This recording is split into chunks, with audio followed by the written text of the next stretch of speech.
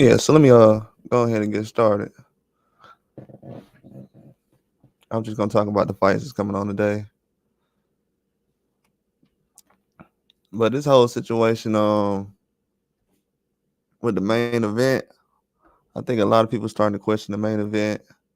Is it good enough? Or um I heard a lot of people saying that they can see Crawford losing this fight, which it's a 50-50 fight. I mean if people would consider that a 50-50 fight. I feel like it is. I feel like it's a 50-50 fight because when Majramov comes out of this fight, he's still gonna be somebody tough to go against. So a lot of people will have trouble with him, whether he wins or lose. That's one thing I think people overlook. Whether Majramov wins or lose, a lot of people still gonna have trouble with him in the future. So I know he only has 10 fights, but these next 12 months will basically tell if he's a good fighter. Because after he faced Terence Crawford, um, it's a lot of fights he's gonna be able to have. So a lot of people can't overlook that situation, but he's gonna be a tough fighter.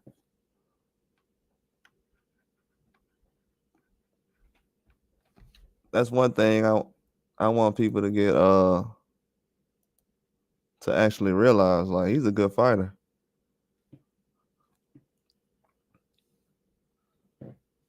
I think people overlooking that. I mean,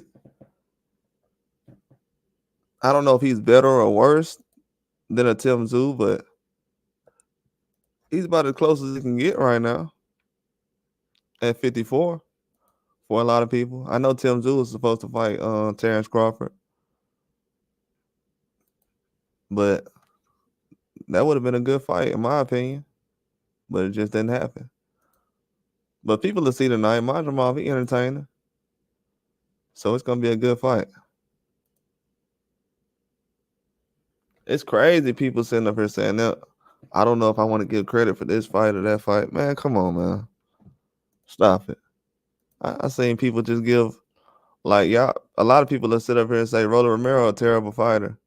But they gave Isaac Cruz credit for that fight though. So like, if y'all giving Isaac Cruz credit for stopping Rolly, like, don't act like we got high standards for people's opponents. Now that shows that people just don't like the situation or what's going on.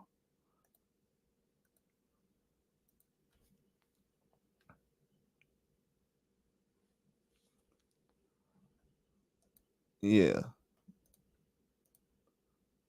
because I see a lot of opponents that guys beat up that's not on a high level. What's going on, man? What's good? What's up? Go good. Yeah, I was just saying, the guy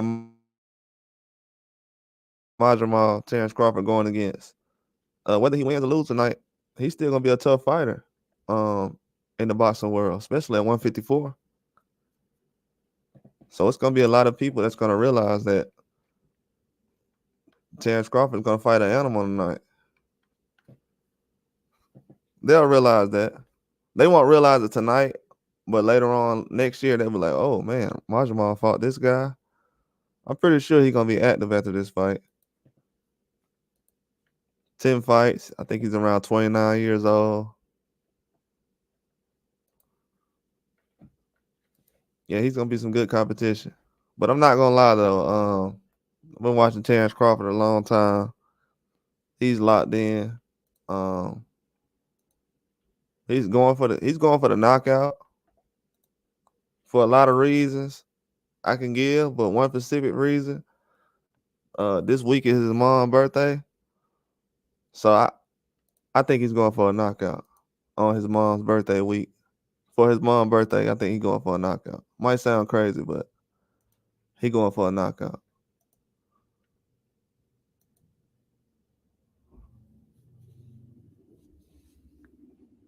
And Majramov leaves himself open way too much.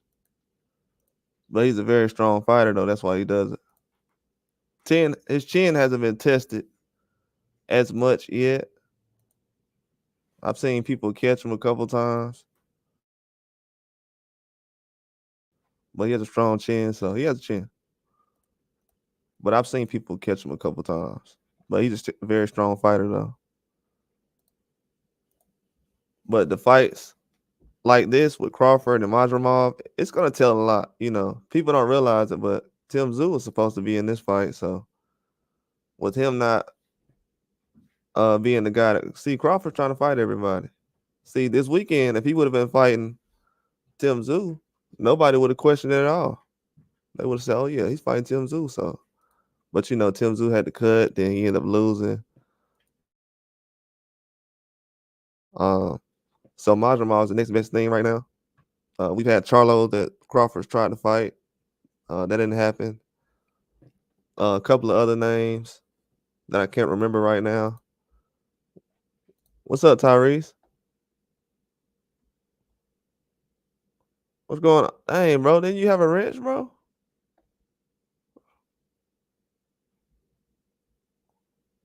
Hold on, didn't this guy have a wrench? Where is that at? What's going on, Tyrese?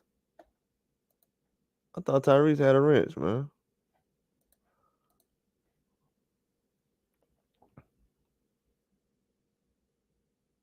Yeah, he does thought exactly. I seen that too. Oh, okay. Bet. What's going on, boy? You good?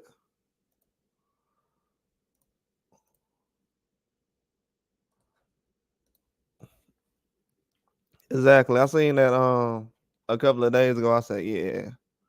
So yeah, you seeing the same thing I'm seeing. His hands too low a lot of times. And I seen somebody who I've been watching a long time catch Majramov in exchange.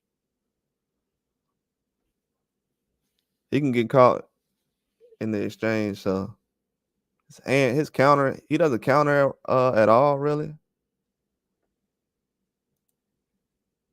It's a lot of guys tonight that can't counter.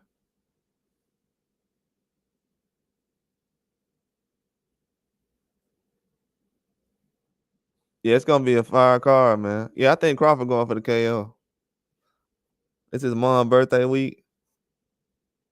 I think he going for a KO. I know they don't got nothing to do with boxing, but that's the way he operate. Yeah, I can't wait. Pitbull and Ryo, the co-main event, right? Man, I don't know, man. I'm leaning toward Pitbull, but can't sleep on Ryo, man. I ain't gonna lie, I don't know who to pick in that fight. Just to be real with y'all. I'm rolling with Pitbull, but Ryo ain't no scrub. Yeah, man. I want to pick Ryo bad, man. Yeah, man. Something tell me to pick Ryo. You know what I'm saying? I don't know. I'm like, he locked in. Man, I don't know who to pick, man. I'll be real with y'all. It's probably the only fight in a minute that I had to go back and forth like this about. But yeah, I don't know, cause Pitbull, man, he show up, dog. Thing about Pitbull is he don't care if it's one person in the crowd or a million people. He gonna fight like nobody's in the crowd. He don't get nervous in front of big crowds, so that's something I noticed about him. But Ryo, man, if he's gonna box and move like he did the last fight, but he leaves his hands low too much. He leaves his hands low way too much. Ryo got a jab. If he's not jabbing, he's gonna end up losing. Yeah, yeah, it is. Yeah. And with the experience too. Yeah, I think Cruz gotta go out there. He gotta go out there and be aggressive. See, if Ryo going forward, it's gonna be good for him. But if Cruz going forward, that means it's gonna be good for him. A lot of those guys don't really fight off the back foot like that. So, I mean, they can if they want to, but that ain't what they're trying to do. Yeah, I think Bacoli can get it. I got Jared Anderson right now, but uh I think Bacoli can outbox Jared Anderson. But I like Jared Anderson in this fight. Don't know if it's gonna be a knockdown in this fight. It might go the distance. But Jared Anderson, he got trouble with those guys who box slow with those long arms. Those guys who got good timing. He had trouble with those guys for some reason.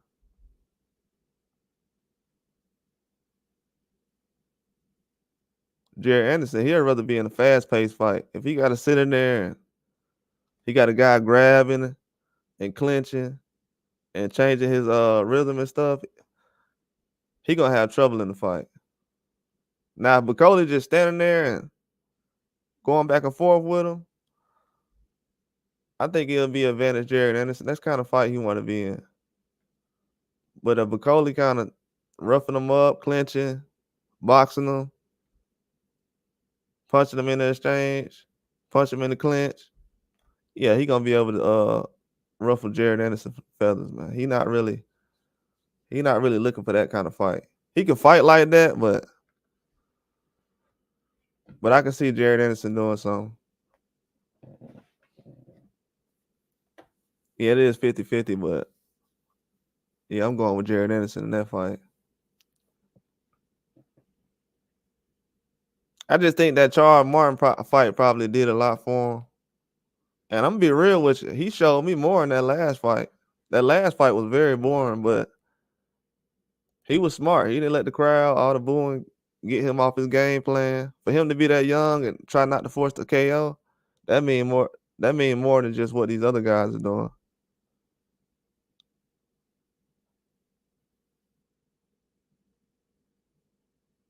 Yeah. I can see Rayo going I can see Rayo going to the whole distance, the whole 12 rounds. I can. If I had to guess right now, I would feel like at the end of the fight, possibly, more people would probably feel like Rayo can get him on points than Pitbull getting him on points. So in my mind, I would go with Rayo on points, but KO, Pitbull could possibly get a KO. Rayo does drop his hands a lot, but if he could take Pitbull best shots, then he's good. Is Pitbull just as hard a puncher as Nella Santos or somebody? It's not the same kind of puncher, but he can. Yeah, he can get you out of there with a couple of shots, 1 or 2 shots. Yeah, he can get somebody out of there. So I'm looking like Pitbull can get a KO. Like Rayo drops his hands a lot. I'm kind of worried about that. Still does that. I'm talking about in close distance too. When the guy's like right there in his face, hands too low behind his chin. I mean, under his chin. And Pitbull, he's always in somebody's face. So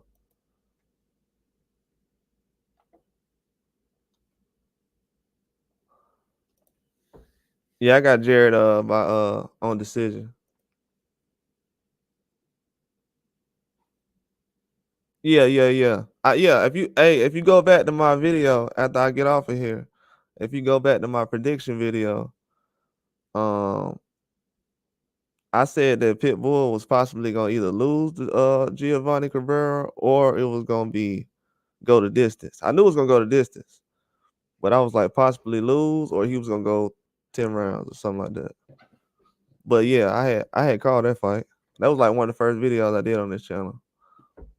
Yeah, but Cabrera, yeah, he's a very good fighter.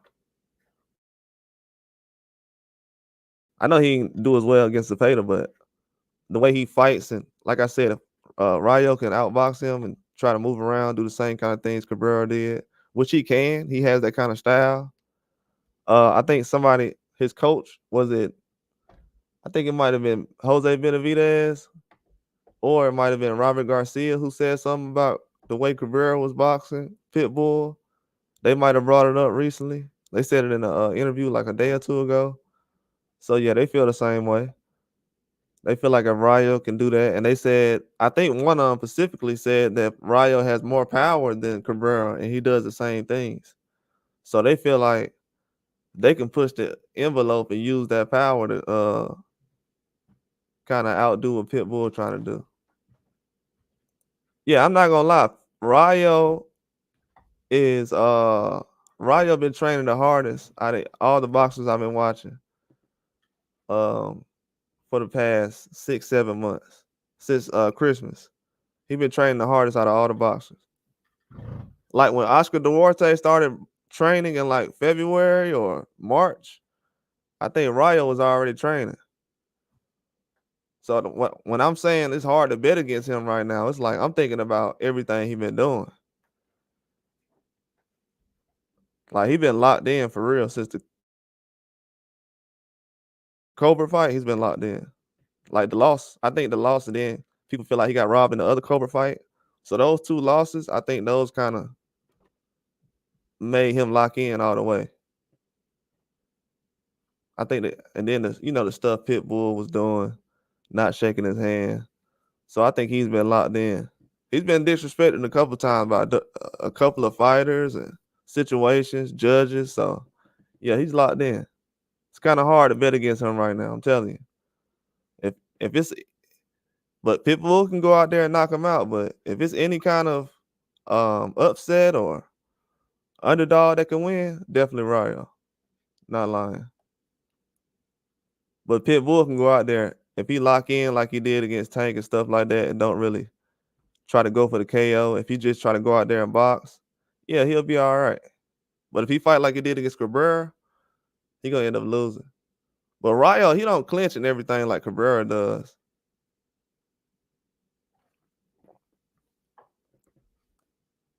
He still try to punch. I think Cabrera was breaking up Pitbull momentum a lot. He had to reset a lot, so that really got him through the fight too.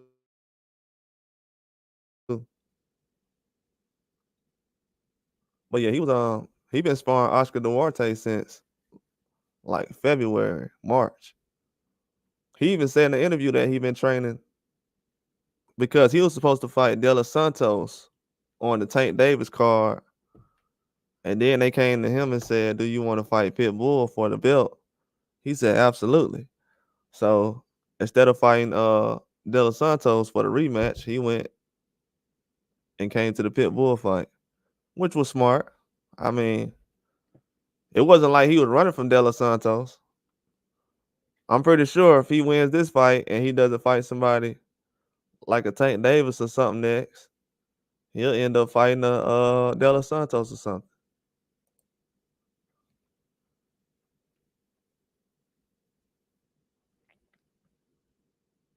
Yeah, it's kind of hard to bet against that plus 300 though. But yeah, Pitbull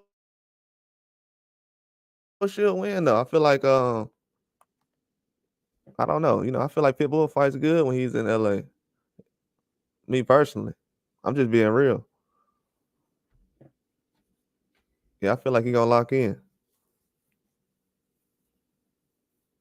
I just don't know what kind of Rayo I'm gonna get, but if he could take Pitbull's best punches, he can win this fight. So basically, his chin got to do all the talking in this fight. It don't got to be a KO, but if he gets dropped 1 or 2 times, I don't feel like the judge is gonna try to give it to him. So Rayo chin gonna basically get him through this fight. Not saying that he don't got no chin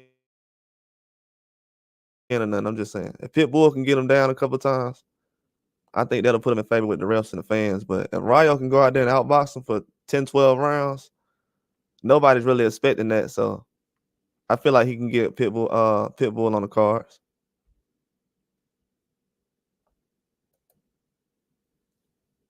But he got to last 12 rounds though. That's the hard part. Cause Rayo, he a guy that he gonna want to try to brawl a little bit, a couple of rounds. If he can just box for 12 rounds. He gonna have to do what Fundora did against Tim Tszyu. Same game plan.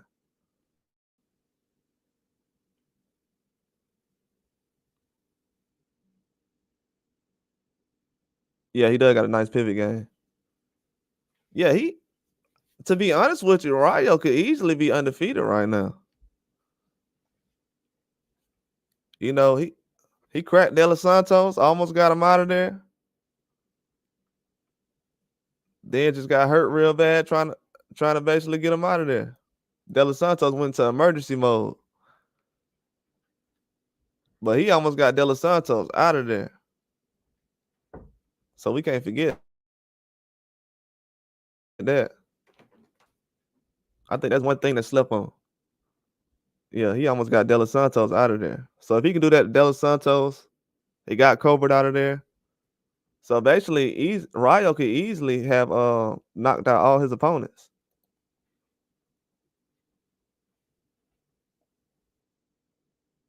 Yeah, but he still dropped him though immediately. If you go back in that fight though, he dropped De Los Santos before he had dropped him.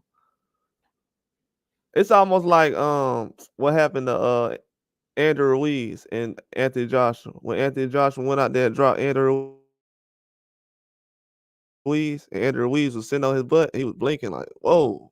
Then he got up, knocked Anthony Joshua out. Then he knocked him down again. Then Anthony Joshua last couple rounds, knocked him down again. That's the same thing that happened to Ryo.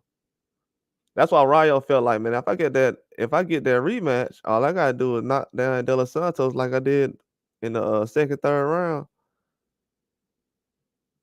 And try to stay away from that left hand he got. I think he's southpaw, so it was the left hand.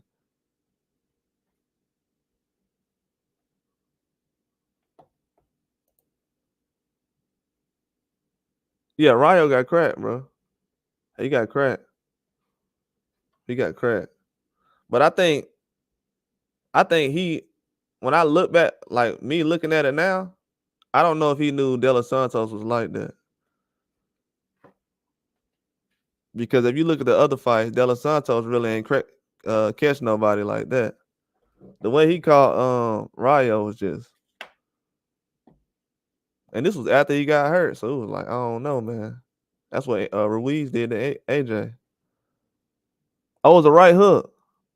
Oh, okay. I don't know why I wanted to say the right, but I knew he was a southpaw though. Yeah, that was a late replacement. Damn. Hey, Ruiz was a late replacement too. That's crazy. Yeah, you're right about that. Ruiz was a late replacement too. That's crazy. I gotta start seeing how many upsets was on late replacements. That'll be some good info to look up. Yeah, that's crazy. Yeah, but I feel like Ryo still got a chance. He's one of those fighters you really can't overlook. I don't know if he's like one of the best right now. I can't really say. But as far as like compete with a guy like Pitbull right now, I feel like he got a chance to do something.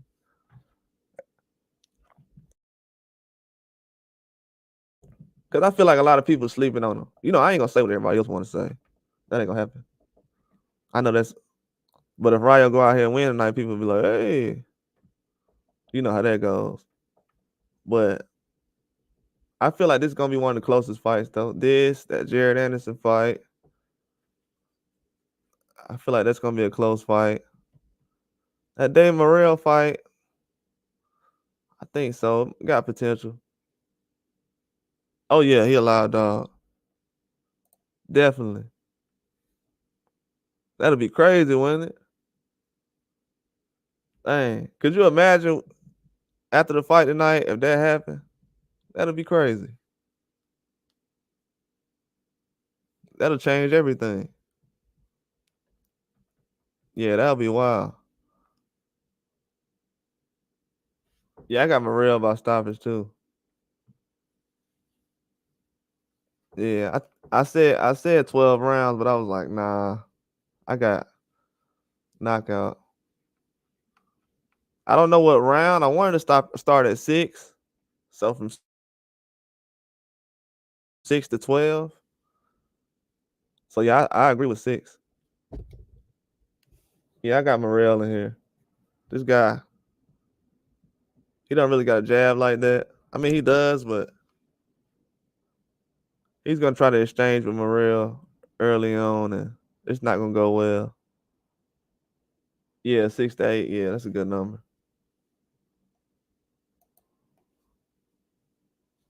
Yeah, they around the same size too. That kind of surprised me. So Morrell is not a small 175.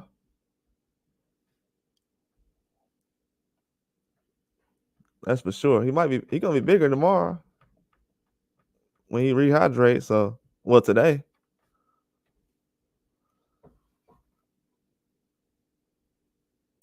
Yeah, his combination is too powerful. He's still working on that jab. And when he perfect that jab, he's gonna be a problem. He don't try to rely on his athleticism. So yeah, he gonna be a problem.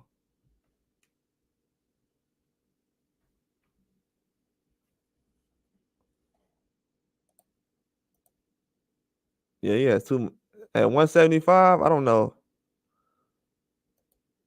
I don't know who he can beat at 175 right now though. I really haven't thought about it. I think the guy he's fighting tonight, I don't know if the guy he's fighting tonight is better than Vosic though. The guy that Benavidez fought.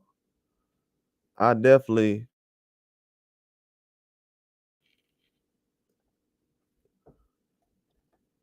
can't say that. Oh yeah, him and Benavidez gonna fight. They were supposed to fight last year. Yeah, they gonna fight. I don't know, man. Y'all are talking about moving up, man. Y'all are talking about moving up. I don't know if you heard about that. Or somebody asked them about it or something like that. But it was a conversation about him moving up to cruiserweight or something.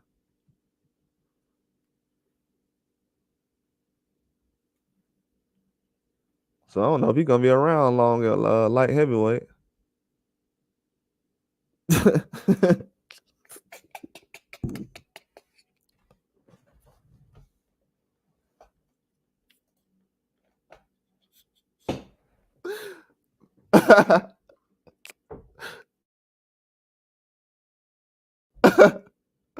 Man, Tyrese, bro. Oh man. Hey, this man not lying, man. He definitely know what he's talking about. I'm like, man, hold on. I haven't heard too much about it recently. I don't know if he was just saying that because he didn't want to. They didn't get the Boise fight done, and then he had those issues with Frank Warren. So I don't know if he was trying to do that to negotiate or whatever. But it better not be true. Haven't heard too much about that lately, so might have just been something that's, dudes just saying.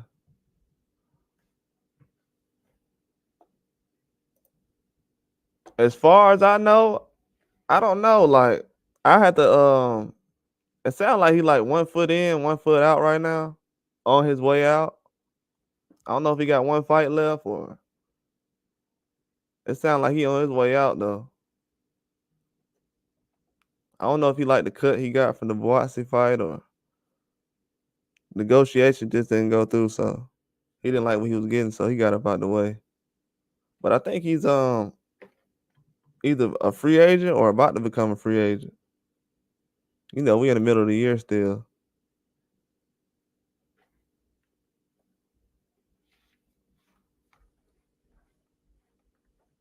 Yeah, he might have just been talking though. But Morrell, yeah, that'd be a good fight for Morrell though.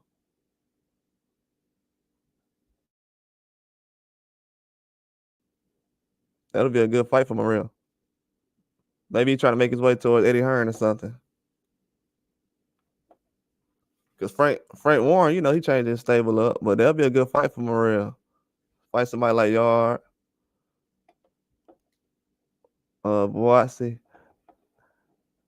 I think if he had one more fight, he'll be he'll be on one of these cards. If he had one more domestic fight, so he can possibly fight Morrell. They gonna find a good fight for Morrell, so that's not a problem. He gonna fight one of them guys you just named. I heard about Benavidez and Morrell, but they was supposed to fight last year.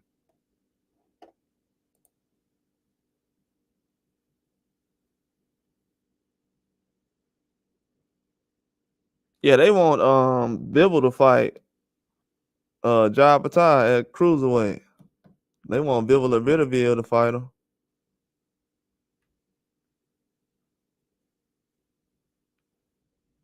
It seems like they want Bivol to win, but I don't know. I may be wrong.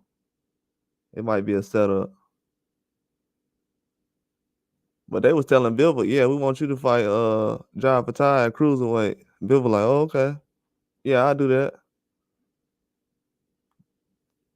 Or they was like, you could just fight Benavidez or something like that. So, yeah, they're going to make some moves in a minute. Yeah, but light heavyweights needs to start fighting a lot more. That division's kind of flat right now. I think Benavidez and Morrell are going to take over that division.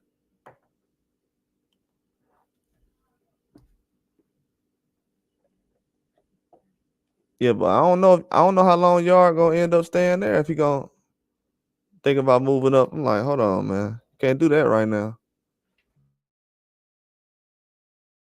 That division is just now getting talent. You got Morrell just stepped in there.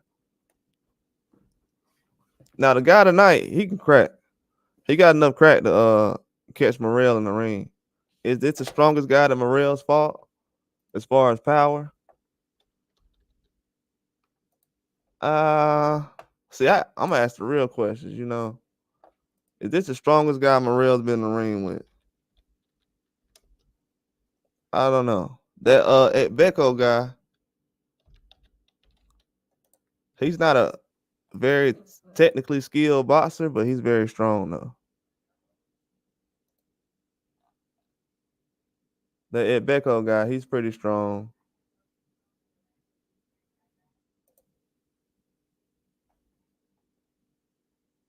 That guy he fought from Kazakhstan, he pretty strong too. So between those two, I think that Lennox Allen guy is probably one of the strongest he fought though. So yeah, this might be the strongest guy he's fought as far as punching power.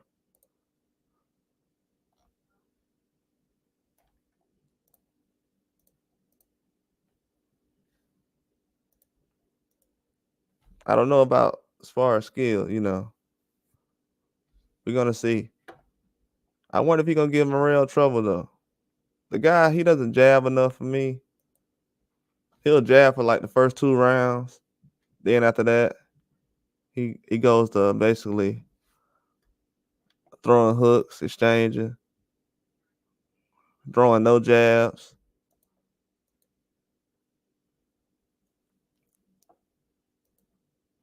And that's basically what Morrell wants to do. Now, if he can sit on the outside and jab a lot and kind of move, Andy Cruz, I think Andy Cruz is a very good boxer. I think Andy Cruz will give a lot of guys trouble at 135. I would actually like to see Tank Davis fighting Andy Cruz right now. Me personally, I would watch that fight right now. I mean, if we don't get Shakur Stevenson and Lomachenko, who would not watch Andy Cruz versus Tank Davis right now? So I think Andy Cruz is basically a good fighter. Could he go out there and beat the Tank? I don't know. I'll probably roll with Tank right now, but I think Andy Cruz is a very good fighter though. We gonna see tonight, man. Is he ready? Nah, he need a couple of fights. But should he do it? If I was him, I would just go out there and do it.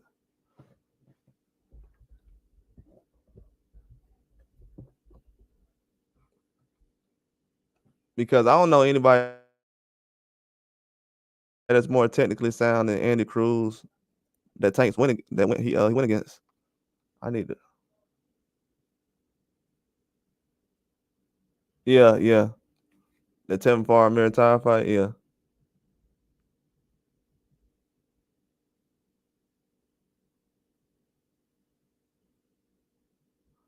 Yeah, he needs to fight like that. I think he gonna fight like that. He's just trying to figure some things out. He ain't really trying to go for the KO his last fight. He's still trying to figure out the pro game.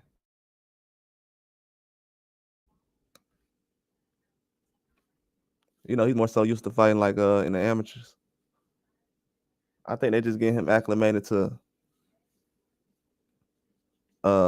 the rounds and what he needs to do, like in the first 4 rounds, the middle rounds, the last 12 rounds. That's why you see a lot of decisions on his record. They're trying to get him to figure out what he gonna do in the first couple of rounds, middle rounds, late rounds. Just getting his body ready. But I think possibly next year he's gonna be trying to fight somebody. He better make a move. He better stop Moran. Andy Cruz better stop Moran. I haven't said too much about it yet, but I'm gonna be the first one to say it because I'm gonna bring it up tomorrow. If Andy Cruz don't do nothing soon, see right now Andy Cruz he's either gonna be hunting people or it's gonna be people hunting him because soon he gonna have to fight guys like Abdullah Mason. Abdullah Mason ain't going nowhere, so Andy Cruz better figure it out. I know people ain't thought about that yet, but yeah, Abdullah Mason would possibly give Andy Cruz problems. I don't think people thought about that yet. And I like Andy Cruz, but I know people say, well, Andy Cruz will beat Keyshawn Davis. Yeah, but Abdullah Mason will possibly beat Andy Cruz right now. They trying to get him acclimated to the pro game. That division is way harder than people realize. I know they only focus on a couple of fights, but anybody can lose in those. Like, look what happened to Navarrete recently. Nobody was thinking about Baranchik. He went out there and beat Navarrete. Now Navarrete going back to 130. Yeah, Abdullah Mason is a problem. He is a problem. He the reason a lot of guys gonna retire or they're gonna go to 140. You see a lot of guys. I'm gonna give y'all a hint too. Y'all hear a lot of guys at 135. All they doing is calling out guys from 140. Oh yeah, I'll fight Cruz. Oh, I'll fight this guy. What about 135? See now that Abdullah Mason is making noise, now everybody trying to get out of 135. See, the one thing about boxing is it's always gonna be some younger guys that's trying to take your spot. And that's what's happening. 135 getting a little too crowded for people to say I don't got no fight. You can't find no fight at 35? That's hard. That's hard for me to believe, man. I don't think Andy Cruz gonna tell nobody no right now. But yeah, he's gonna fight Moran to get himself ready. You know, and Eddie Hearn basically going down his same little operation he was doing with Devin Haney. Yeah, they buddy and Abdullah Mason. Yeah, Abdullah Mason, big bro now. Yeah, they buddy. You see everybody giving out Abdullah Mason compliments. I think he'd beat everybody at 35. Bro, you at 35. You're at 135 right now. You don't need to be saying Abdullah Mason to beat anybody at 135. You said everybody? You're at 135.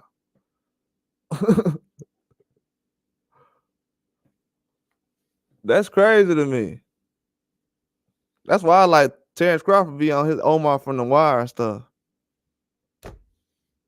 See, Terence Crawford like Omar from the Wire. He just wear his do-rag and he walk around by himself. He don't try to buddy everybody. See, that's what the sport need right now.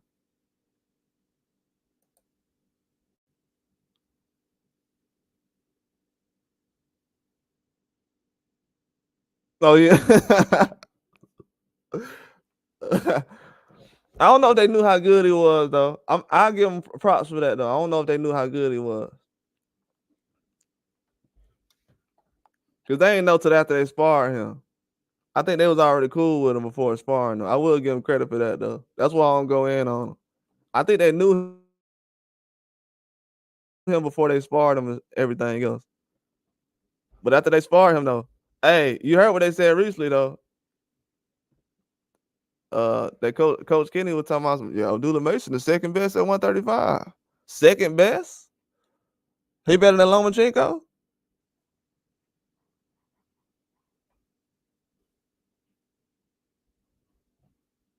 After I heard that, I said, "Oh, I don't need to look for the Lomachenko fight then. Ain't no reason for me to look for Lomachenko."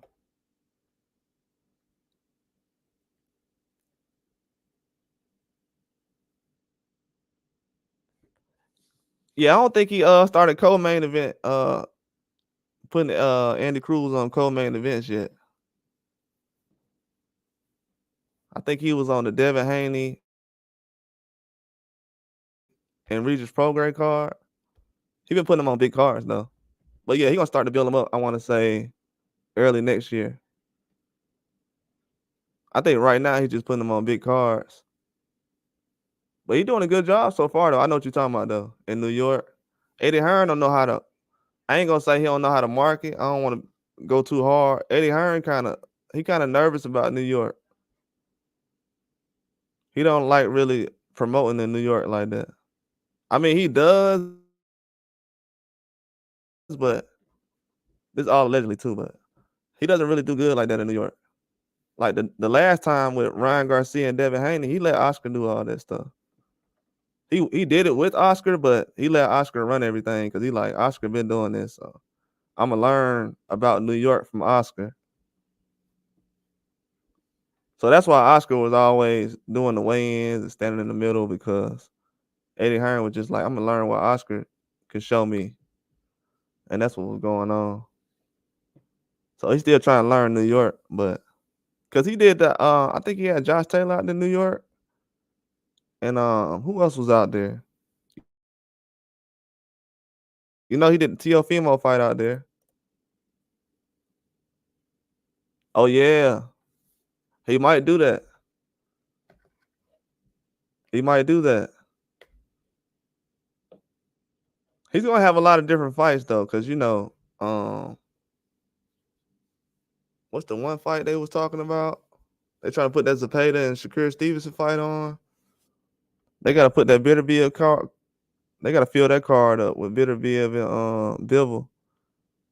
Then you got the Usyk and Fury fight. So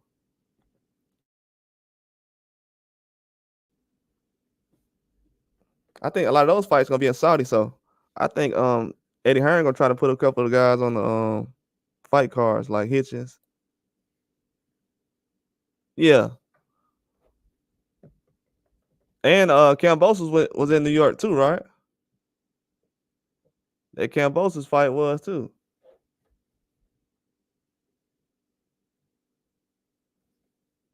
Yeah, that Kambosos fight. Yeah, Eddie Hearn, he don't really know too much about New York like that. So he's like, let me just see what I can figure out real quick before I jump back out there.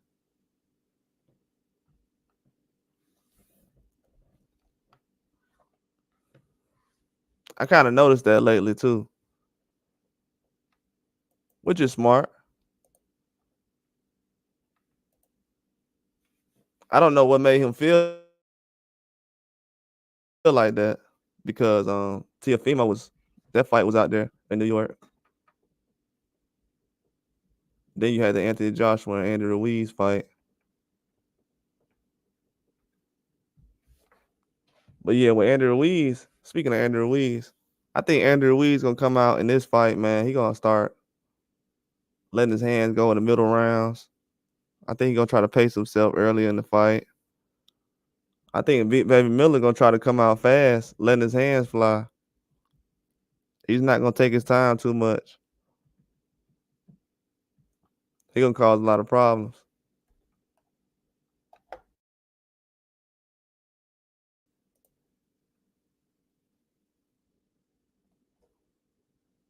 Yeah, I know. I think Eddie Hearn's trying to right now focus on the cards he got to do for Saudi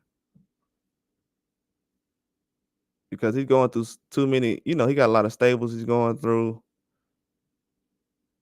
He's still doing business with Devin Haney. Then he just signed Jerron Ennis. He's trying to get Shakur Stevenson and Terence Crawford right now. So he's trying to see like if he got enough dates, because you know they don't have enough dates as far as the fights go. Trying to figure out if he got enough dates to actually put a homecoming on right now.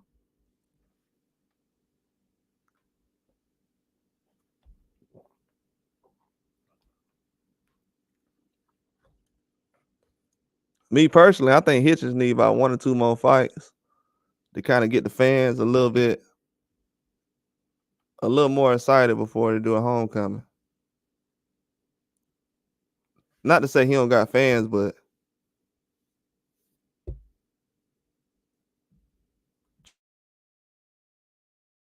just 1 or 2 more fights to get them buzzing a little bit.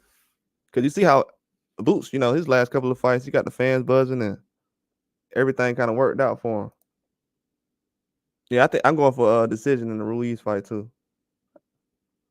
Yeah, I'm going decision. You think he'll fight Paro?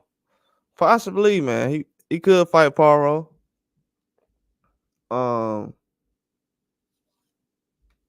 thought Paro was gonna fight what's his name? Pulo.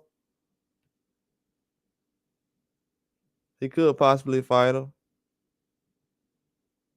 I don't think the Sandor Martin thing is gonna happen, so he could fight Paro.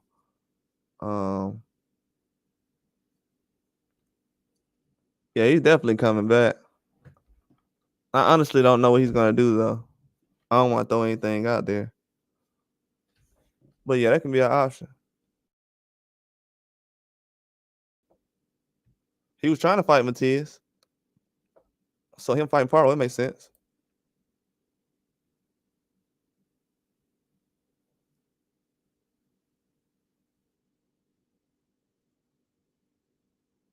I thought that, but I did think that. But Josh Taylor and Catterall, they didn't have Catterall fight Hitches. They moved that fight around and made him fight had Josh Taylor fight Catterall instead of Catterall fighting Hitches. So I don't think that was Hitches' fault. Catterall, they didn't want to make the fight.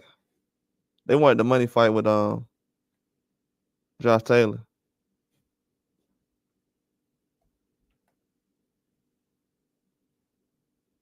I think Hitches just got to find the right person to.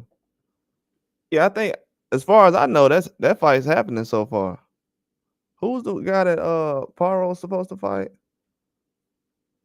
They said he had somebody lined up too, or they was trying to line somebody up. I forgot who it was. But yeah, I think the Sandor and Pulo fight, it still could possibly happen.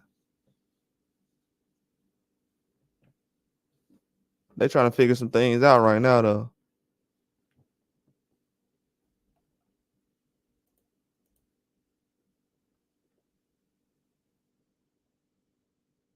Yeah, they still trying to make that Sandor Martin and Pulo fight.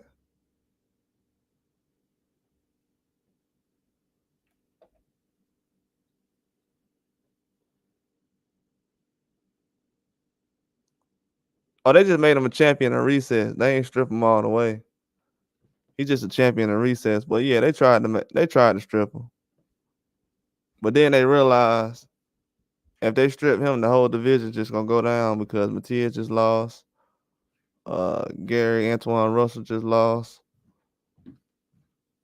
So, you know. But that's a whole nother conversation. But that is important though, real talk. That is important. Paul versus Kambosos. Yeah, I heard Kambosos was trying to go to 140. And I'm gonna be honest with y'all, that would be a good idea. Not the fight. I don't know about the fight, but I'm talking about as far as Kambosos going to 140. I want to see Kambosos fight Teofimo again. I wouldn't even lie to y'all. Sometimes guys just got your number. I want to see Kambosos fight Teofimo again. That was a very underrated fight.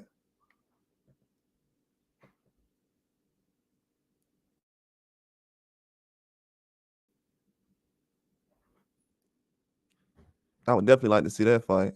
That's a fight Kambosos was talking about too. He still want to fight Teofimo. He said he want to do that before he retire. Yeah, WBC been tripping though.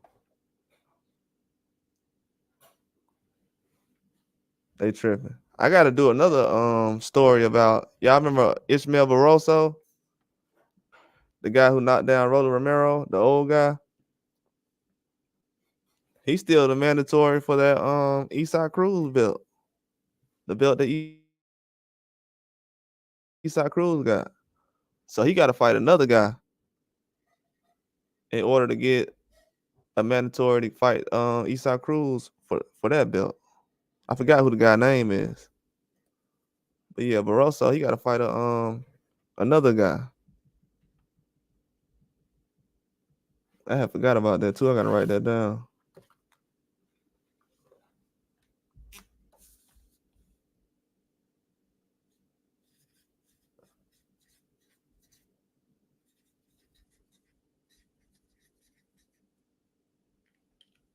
I don't know if he took step aside money because he I think he had already passed on step aside money after the fight with O'Hara Davies. When he passed on whatever fight was supposed to come up next, he was like, "Nah, I'm just fighting for the next person." So I don't know.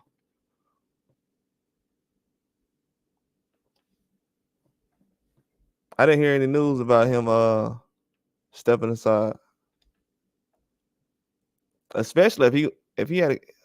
Well, they're making him fight another guy, so I don't know. I don't think he took money to fight another guy. Let me look at the guy's name. I don't know if he took money to fight another guy and lose his spot.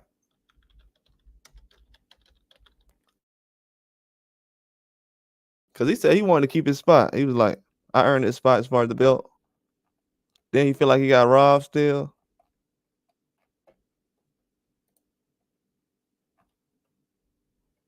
So he fights in 4 weeks. Oh man, he got a hard fight.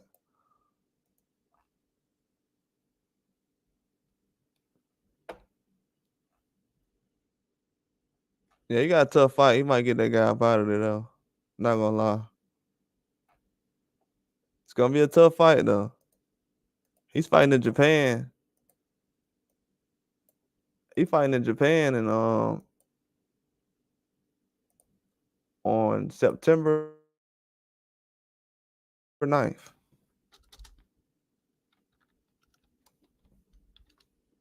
So Ishmael Barroso fighting September 9th in Japan against a guy who got 23 wins and 18 knockouts.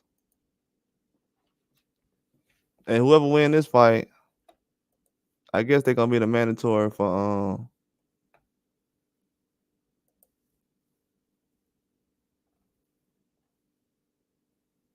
that fight. But it was for the WBA.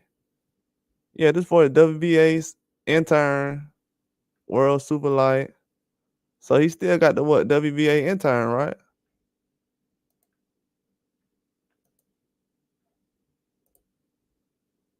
Yeah, that dude got some power. 18 knockouts. Then I know a couple of guys he did knocked out on his resume.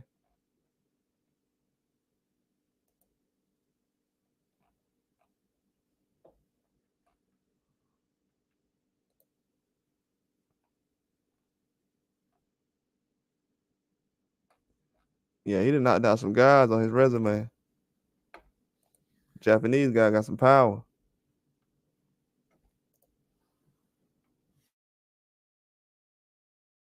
Yeah, if he goes out here and beat this guy, it look like they hope he lose. So he basically going out there for the knockout. I wonder how old Ismael Barroso is anyways. Oh, he's 41? They probably trying to age him out. What, he ain't fought in 8 months? So he's basically fighting every 8 months.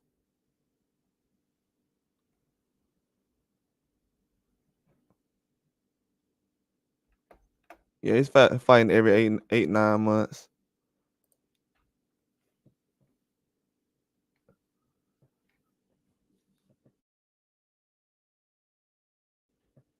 Yeah, they trying to wait him out right now.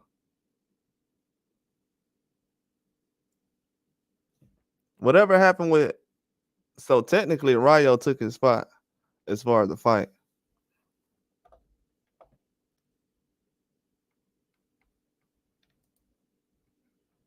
And last time I checked, he had a WBA intern.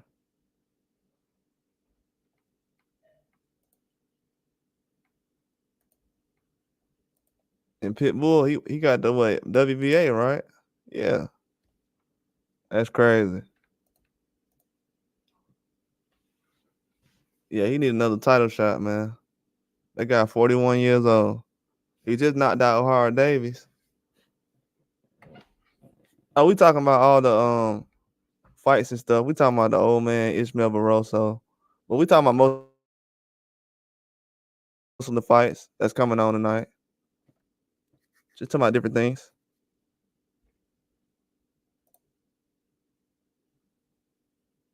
Yeah, I know. He was supposed to get that belt that Navarrete just fought for.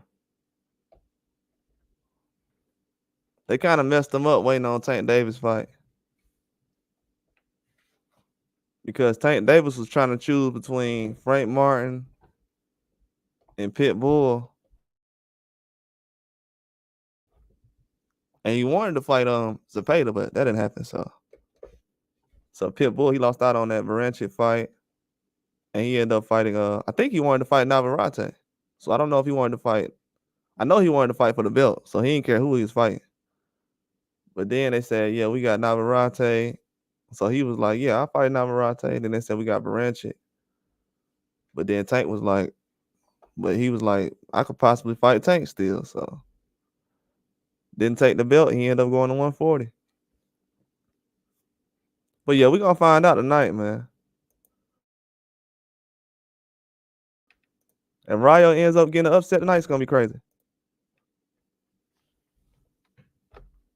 I think Pitbull need a highlight knockout though. The reason I say that is because he can do it. I mean, Rayo does drop his hands. He's not gonna be an expert defensive boxer. He's not gonna be a Shakur Stevenson type fighter in one night. So yeah, Pitbull gonna have a chance to knock him out. Yeah, it is. It definitely is. That's a fact.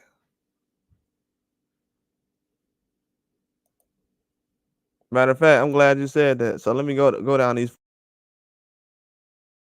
fights real quick so I can help everybody out.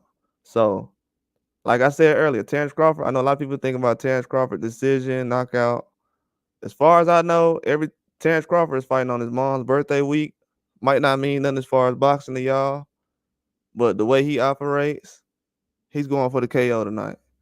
Madrimov leaves himself open a lot. I know people say he has a lot of power, but the slick guys he has fought, they have caught him and done damage. And he hasn't fought a guy like Terence Crawford, so I think Terence Crawford gonna try to go for the KO. A lot of people sleeping on Terence Crawford, but telling y'all, Terence Crawford going for the KO. Just being real. Just being honest. And it's only gonna make boxing better because Madrimov, he's gonna be a problem either way. But Pitbull and Ryo, I think Ryo can get Pitbull on the points, possibly even a knockout. Like Ryo got that kind of power, but Pitbull got a chin and he knows how to survive. So I feel like he's gonna try to go for the KO more than Ryo, and I feel like he probably needs the KO more than Ryo, just because of the way the styles and the way the fight would play out.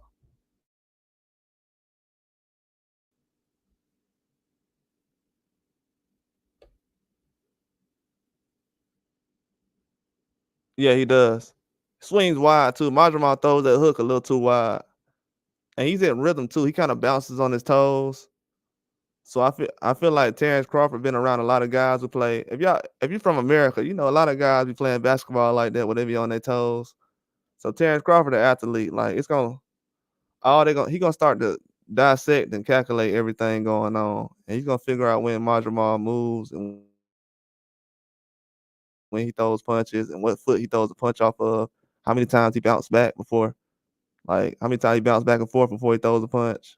Oh, he bounces back 3 or 4 times before he throw a punch. Okay, 1, 2, 3, 4, boom. So he'll figure it out. Yeah, yeah. I was thinking Pitbull decision, um, more so, but I can't see Ryo going 12 rounds and not letting his hands fly though. You know what I'm saying? And will this be one of the hardest punchers? This will be the closest guy to, as far as power that Pitbull has faced to Tank. Ryo got that kind of power.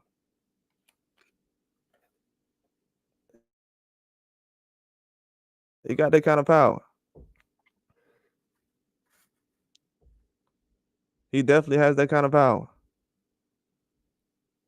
A lot of people not knocking out a Chris Colbert like that. You won't find too many boxers who can knock out a Chris Colbert and then drop a Edwin De Los Santos. So Ryo Power has to be respected.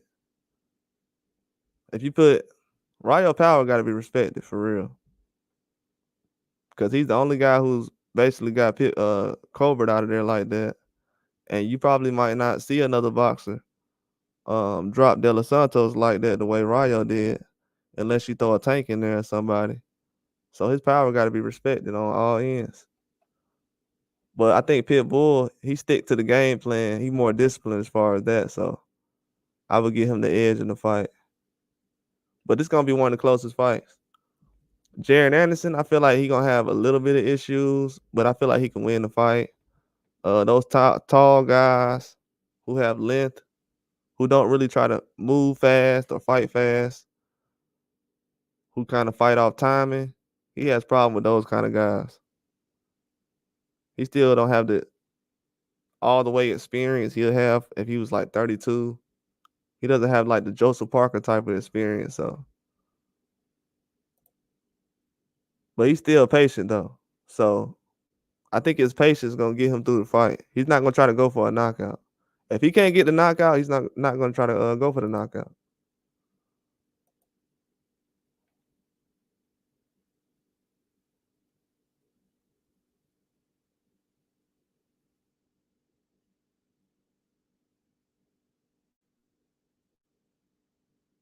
Yeah, Ryo dropped them hands way too much for me though. Ooh, he be dropping them hands way too much. He be standing right there in front of a guy. And his hands be right down to his chin. I'm like, man, come on now. Your hand down on your chin. Pitbull decision 280, Ryo 6,500. Ooh. I mean 650. Yeah, that's gonna be hard. That's a hard one right there. I feel like it all depends, man. It all depends. Is Pitbull a harder puncher than a De Los Santos? If I had to think about it just now, I don't know. Possibly, he's possibly about around the same. I would, most people would say De Los Santos, but I would say Pitbull's around the same. I've seen him do a couple of things with his power that a lot of other people can't do. So his power gonna play a huge part in this fight.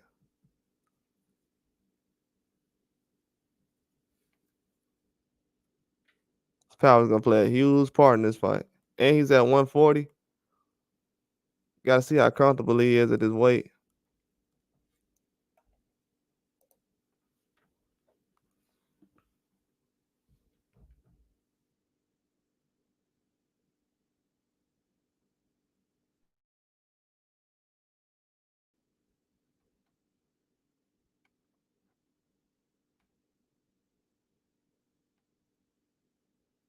Oh yeah. He got more punch power. Yeah. But I'm talking about as far as this is why I said that as far as the punch power. And you'll understand what I'm saying as far as this. And this might be a little elementary, but I don't think De Los Santos' one punch power would keep Tank Davis off of him like Pitbull punch power would. You know what I'm saying? Even though Pitbull had Tank had a hurt wrist, Pitbull's punch power is a little more all the way through your body as far as like the body punches, the head shots. I feel like his accumulation punches like are more damage, but as far as like a one shot knockout, yeah, De Los Santos. But as far as like styles, like even with like I'm gonna tell you because after De Los Santos fought Shakur Stevenson, I said to myself like, oh no, Pitbull would never fight like that. That's the first thing I said. I was like, Pitbull would never fight like that. You'll never see Pitbull go in the ring with Shakur Stevenson. He don't get cracked at least one time.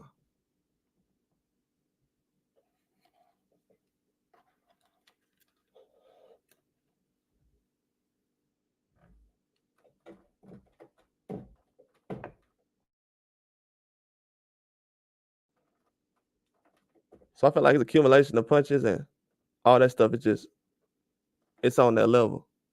As far as the one punch knockout, no, not really. I don't feel like he got a one punch where he could just boom. I have seen him do it, but it's like he got to be in the rhythm though. It got to be like more in combinations, like you said. You know what I'm saying? It got to be like in between the combination. It got to be like a 1, 2, 3, boom. And sometimes he don't even be landing those first two. It's almost like he in motion just to set it up and then boom. But his competition is like a little bit higher. So it does make him look a little bit almost average.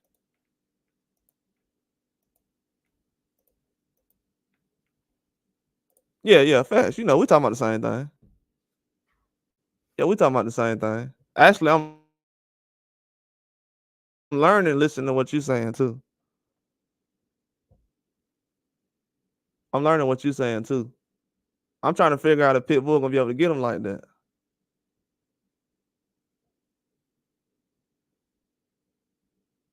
I just don't know. Cause if Rayo goes out there, he does something like what De Los Santos does, might cause Pitbull some issues.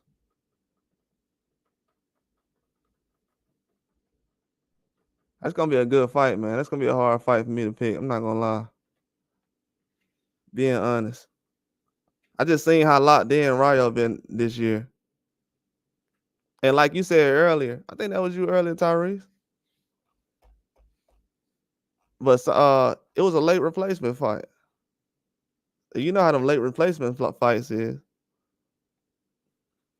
And I just heard that like recently, not even thinking about it. I was like, that was a late replacement.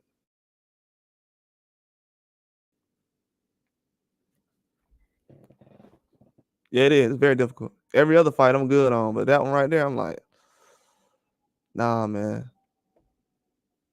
Sometimes the dude, like, you know, after guys lose, it's almost like when Daniel Dubois lost. I was telling people over the last couple of months, you know, when Daniel Dubois lost to Usyk, he was only 25 years old. I seen something this year on Twitter. I'm gonna tell you how funny Twitter is, 'cause I said this last year. But it's almost like disappointing because, when people find out information late like that, it's weird. But I was saying last year, like, man, Usyk fought Daniel Dubois at 25. Daniel Dubois only 25 years old. He gonna get better. And look what he's doing this year. But a lot of people don't realize that guys get better after a loss. Some of these guys that lose at 23, 24. Look at Isaac Cruz. He lost way before he fought Tank. But look at the competition he was fighting though. So that actually made him better. I think Isaac Cruz fought Tank Davis when he was like 22, 23 years old. So a guy losing, that's almost worse than fighting a guy who just won, especially some of these guys. And I'm just thinking in my mind, like Rayo could possibly be one of those guys. Because if you really break it down, the De Los Santos fight, he got caught basically by a guy with that was a late replacement who had a lot of power and he knew nothing about really. And he dropped the guy before he got dropped. When he dropped De Los Santos, I had to run it back recently. When he dropped De Los Santos was hurt. He was really hurt. And he turned into emergency mode and just got Rayo out of there. But that showed me right there, okay, Rayo, he can do some things. Same thing with the Cobra fight. And we knew how the first fight went. So Rayo could easily be undefeated right now. It's kind of how I'm looking at it.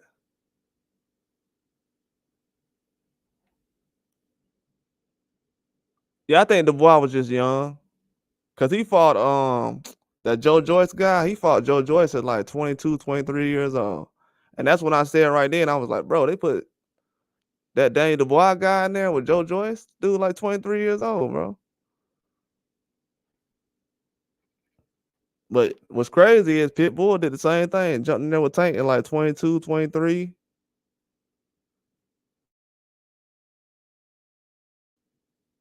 People don't even realize it now. Like Pitbull's still like 25, might be 26 now, but like 25 years old.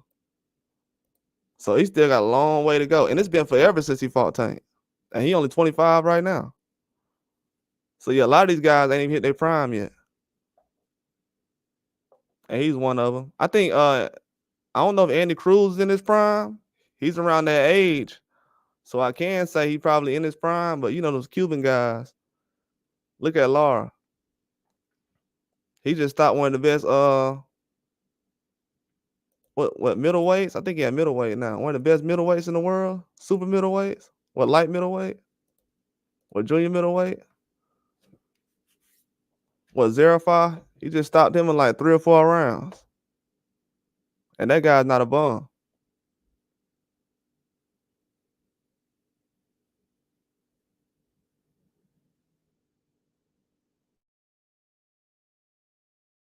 Yeah, they got a couple of them early. Yeah, they've been doing them early recently. Yeah, that is true. They're trying to do that now because I feel like probably they kind of probably feel like when they was doing different things with like Joshua or Fury, not having them early fights kind of slowed them down. It worked for Tyson Fury though, but Anthony Joshua he didn't do it so much like Fury did. He had a couple of fights, but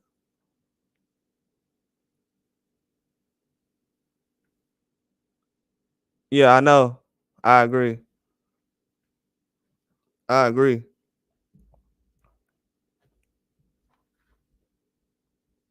I agree.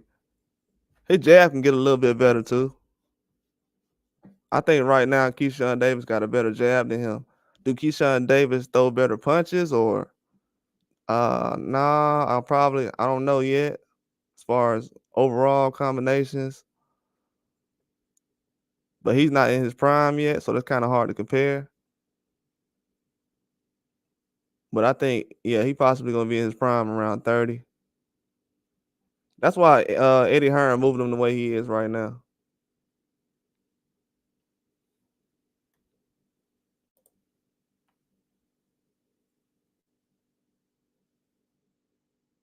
Oh yeah, absolutely. Absolutely. I be trying to lay off AJ lately because I be giving him a hard time, bro. But he carried Matchroom for a long time, the zone. Even though a lot of guys from America start putting on a lot of fights like Tevin Farmer, Danny Jacobs, Boo Boo Andre. But yeah, he carried the zone for a minute, for a long time, and still had to keep fighting.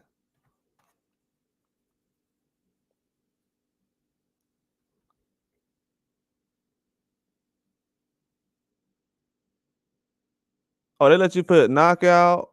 They let you put decision.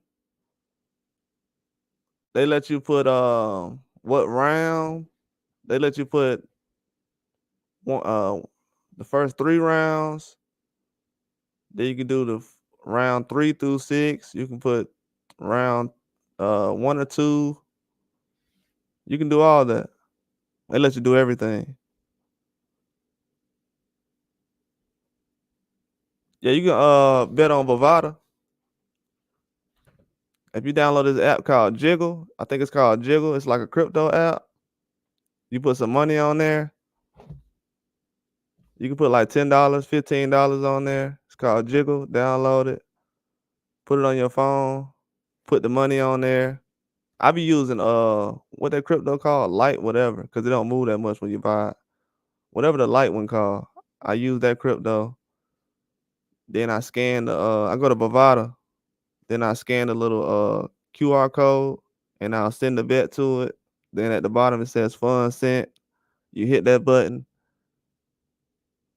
and it'll go straight to the account. And you can bet decision or knockout or straight winner.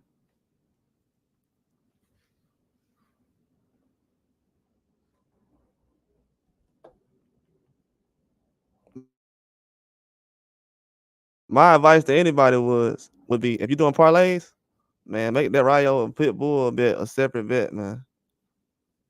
I'm just being real.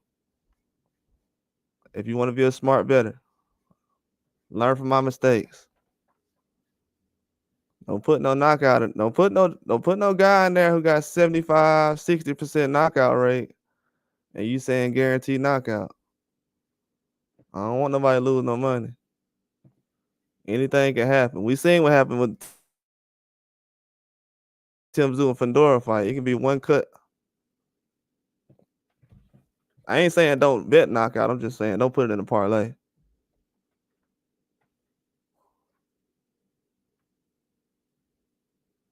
Oh yeah, DraftKings, all that. Yeah, leave that tough one out, bro. Trust me. Learn from what I done did, bro. I don't want nobody to put that in there and then they say, man, you know what? Trust me, anything can happen. The way them guys barking at each other, it could be some head clashes, some blood, everything.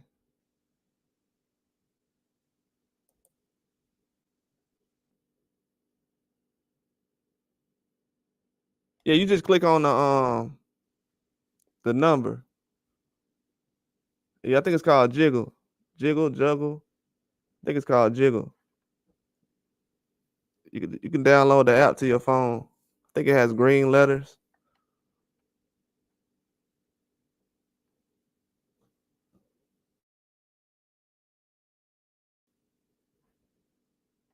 Yeah, you connect your card. It takes about 15 minutes for the crypto to go to your account. Then it takes another 15 minutes to send it to the place. It's called Bovada. You ever been there before? He said Tyrese said he used DraftKings.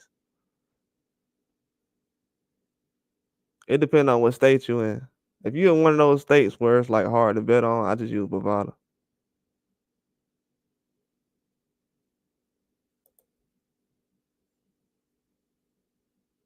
You talking about Keith Thurman? Hey Tyrese, you talking about Keith Thurman in that Tim Tszyu fight? Man, Tim Tszyu been having some bad luck lately. He had Keith Thurman pull out the fight. He already had Charlo. That fight didn't happen. Then Erickson Lubin recently. Then he had the cut on his forehead. I'm like, man, come on. It's always the guys that trying to make the fight happen when stuff just happened out of nowhere. He was supposed to fight Erickson Lubin what September 22nd, and that fight just got Erickson Lubin just pulled out of that fight. So that's gonna be another fight that we trying to see. Man, people don't know it. Tim Tszyu was supposed to fight Keith Thurman. Terence Crawford today. That's crazy. Terence Crawford was supposed to fight Tim Tszyu today, but he ended up losing to Fundora. It's a bad situation. I know a lot of people complaining about Majramal, but Majramal gonna beat a lot of guys up over the next couple of years. So if Terence Crawford end up beating Majramal, then I feel like Majramal gonna end up beating up a lot of guys that people say that's good, that he's probably better than, and that's gonna help Terence Crawford a little better over the next couple of years. But it's not like Majramal gonna lose to Terence Crawford, then his career over with. He's still gonna be at 154 fighting elite guys. So, but people better not hope he look good against Terence Crawford tonight, and then end up losing, because it's gonna be a lot of Jermell Charlo trying to fight. Yeah, he's gonna have to earn his keep though, man. You know what I'm saying? Because dropping all the belts at undisputed.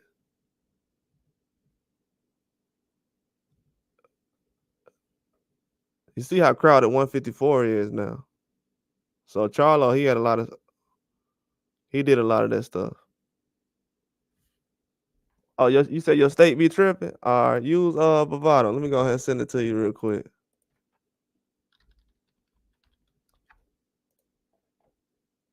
Let me go ahead and send this to him. Yeah, go ahead and use this then. Yeah. You can use this for any state. Bovado. Oh, I'm tripping. I gave you the wrong login. My bad. Clicking on mine.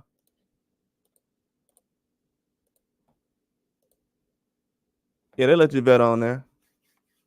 You just click on the number, like if they say minus 135 or whatever. I think they got Big Baby right now. Not Big Baby. Well, it's two Big Babies. Jared Anderson, they got him at minus 200. So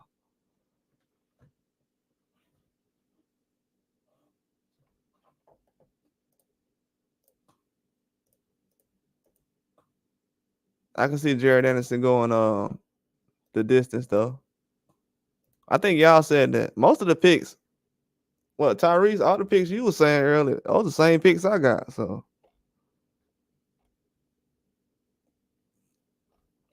I'm going with Pitbull, but it's just something about the Rayo situation where I'm like, I don't know. This feels like Fundora, Tim Tszyu all over again.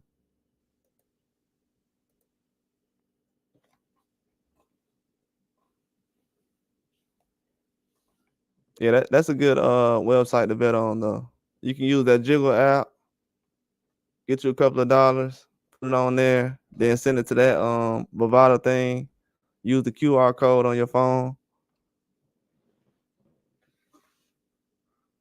Yeah, Tyrese know what you're talking about though. He said what state you in. Hey Tyrese, he done already went back and he punching it in now. He punching in the information now. But yeah, the other fights is going on. Yeah, back to what we was saying. Yeah, I think McCauley is on his punches. Yeah, me too. Me too. Also, because Jerry Anderson is patient. I wouldn't say he's another Shakur or nothing, but I'm just saying he's patient as far as he's not gonna try to please the crowd trying to get a knockout, and he ends up losing when he's already ahead. He will try to go for the knockout the whole fight, but he's not gonna try to force it if it's not there. Even though he's 24 years old, 25, he's not gonna force a knockout. I'm gonna let y'all know that right now. If it's there, he gonna go for it. To be honest with you, it's gonna fall on Bacoli whether he get knocked out or not. If Bacoli goes in there and tries to outbox Jared Anderson, well, it's going 12 rounds. But if he goes in there trying to exchange, which I don't feel like he will. So if I had to guess, I would just say on that fight, if you feel like both of those guys gonna win, I mean, if they got a chance, just say that it goes the over, whatever the over is. If it's 8.5 rounds, 6.5 rounds, 7.5 rounds, just say the over then. If you feel like it's gonna go the distance, then pick it goes the distance. What I've learned lately is I'd rather pick the over because some of these guys be getting dropped in the 10th round in some of these fights. And this one of those fights where these guys can get dropped. Somebody can get stopped. So I would say the over instead of just all the way going the distance.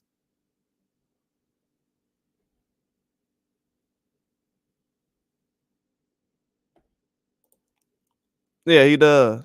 He fight like a heavy lightweight. He be in that training with, bro, I'm telling you. He be in that training with Shakur Stevenson. That happens in other sports too.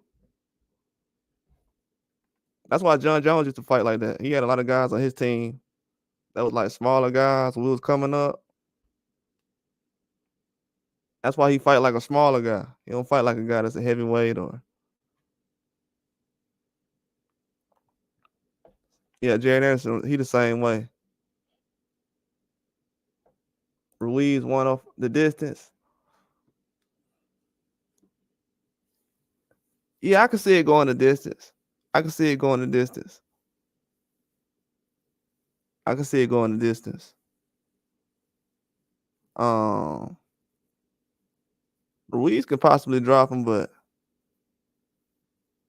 I think Jared Anderson got dropped mostly in the last fight because of his stamina. His stamina was more of a problem than his chin was. So yeah, that's not bad. People said Andrew Ruiz was out 2 years and stuff like that. He was out 2 years when he fought Areola them, and he still looked good. So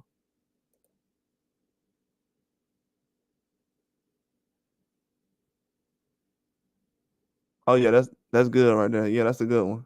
That's a good one, Tyrese. Matter of fact, Tyrese, that's what I got. Matter of fact, that you said that's what I got. I didn't put that Moran in there. Yeah. I agree. Not saying that Andy Cruz can't stop him. It's just that it might be one of them situations like with John Apatow when he had Maris Breedis. Just couldn't stop the guy. Some of these guys, they get on these Saudi cars, they turn into a beast. This happened a couple of times already. I don't know what Turkey out of sheet paying, but some of these like the guys who's like the underdog, the guys who's not the favorite, it's not too many knockouts that happen on these cars. I'll just put it that way.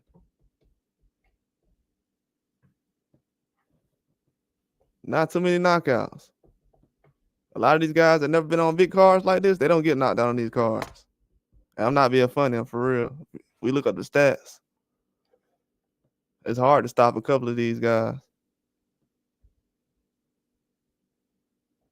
Yeah, Moran, he's a good fighter. I don't know if he's getting stopped. I feel like Andy Cruz can stop him. But to be honest with you, I don't want to be rude about this. I feel like Andy Cruz combinations are a little weak.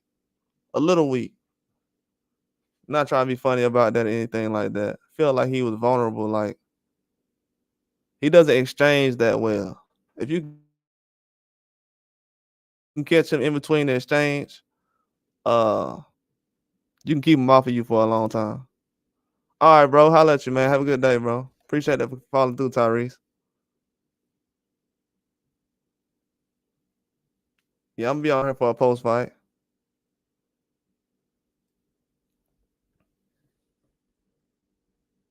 Yeah, appreciate my dog Tyrese for coming through. But yeah, Andy Cruz, he can get caught in the exchange. His punches and combinations aren't perfect, so I wouldn't guarantee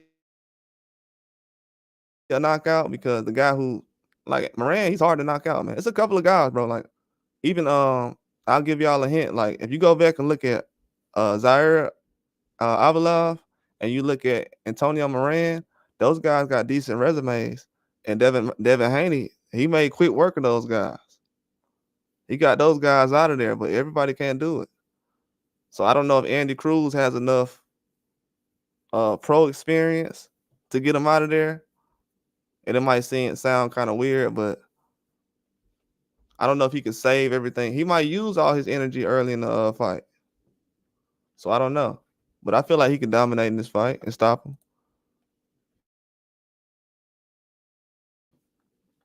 But is it a guarantee? And not because he only has one knockout in the pros. That's not the reason. I think the first fight against Burgos, that was his debut. So it's like, I don't think he was really trying to force a knockout. And then against Straffon. Straffon was a good fighter. Straffon, he's not a bum. So he went out there and knocked Straffon out. And then his last fight, he was just trying to work some things out. So he can go out here and knock out Moran, to be honest with you.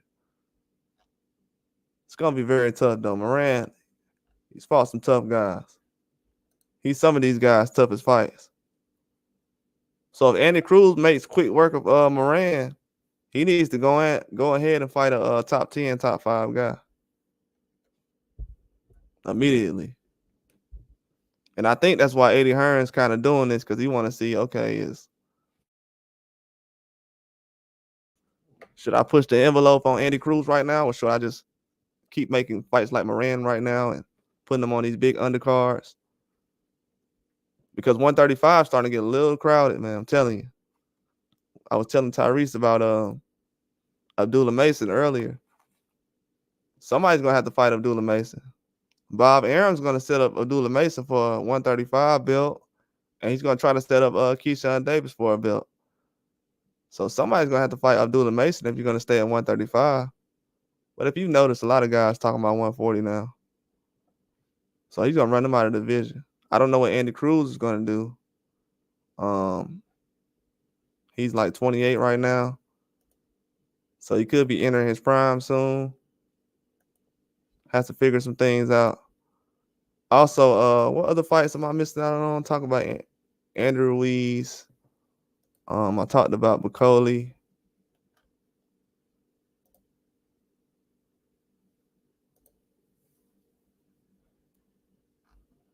Talked about most of these fights so far.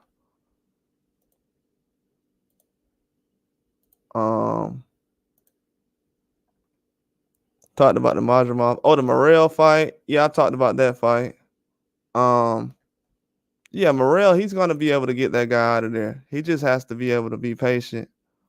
The guy really doesn't have a jab. So I feel like Morrell gonna be patient. Middle rounds, they're gonna start to throw a lot of punches, exchange. Morrell gonna start going to the body. Morrell likes to force guys to the ropes. So it's gonna be a situation like that where he forces this guy to the ropes. And it's gonna be a toe-to-toe fight in the middle rounds, but he doesn't really jab that much. They're around the same size, though. They're definitely around the same size. I seen that yesterday. It's gonna be a very good fight, though. Yeah, it is. Yeah, his style's way better at 175. At 175, he can really get away with a lot of things.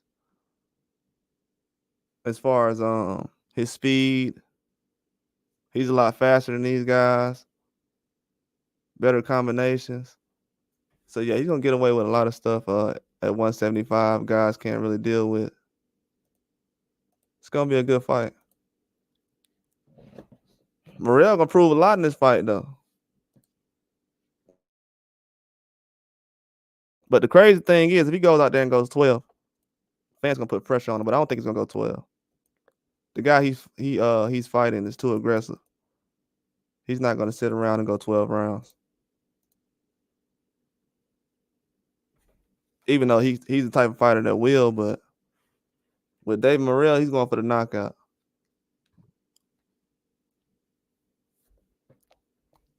I think Andy Cruz and David Morrell needs to go for the knockout in this fight. Just because of the step-up fights. These are step-up fights for both of those guys.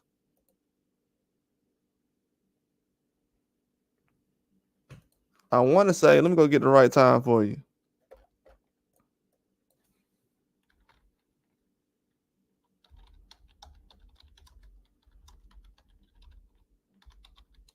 Because they have a lot of fights on the card. So to be able to get through these fights, it's going to take a lot of time. Start time for this.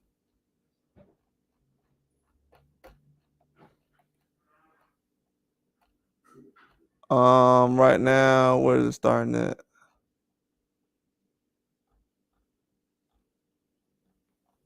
Let me try to find this time.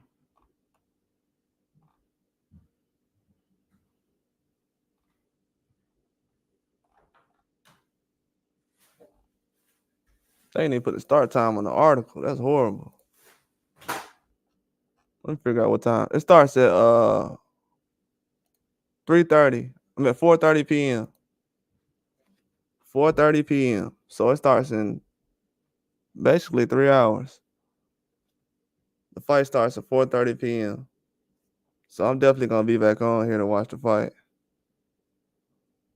Yeah, I'm gonna go live for all of it. So I'm gonna be back in a couple of hours.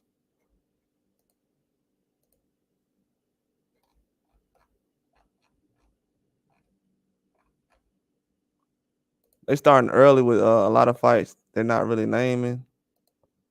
I think they got Steven Nelson on the card.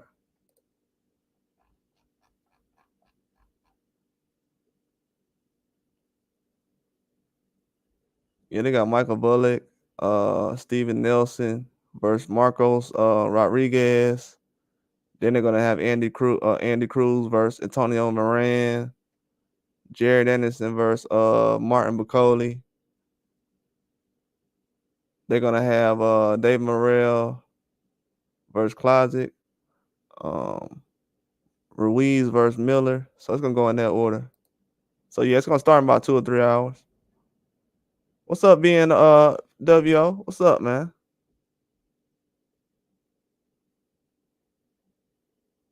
Yeah, they're gonna have a lot of fights on.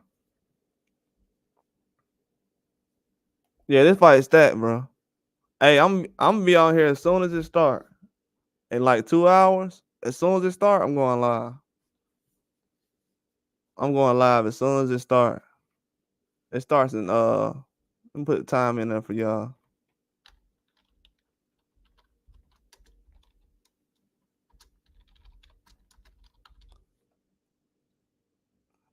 Yeah, it's 4:30. It starts at 4:30, man.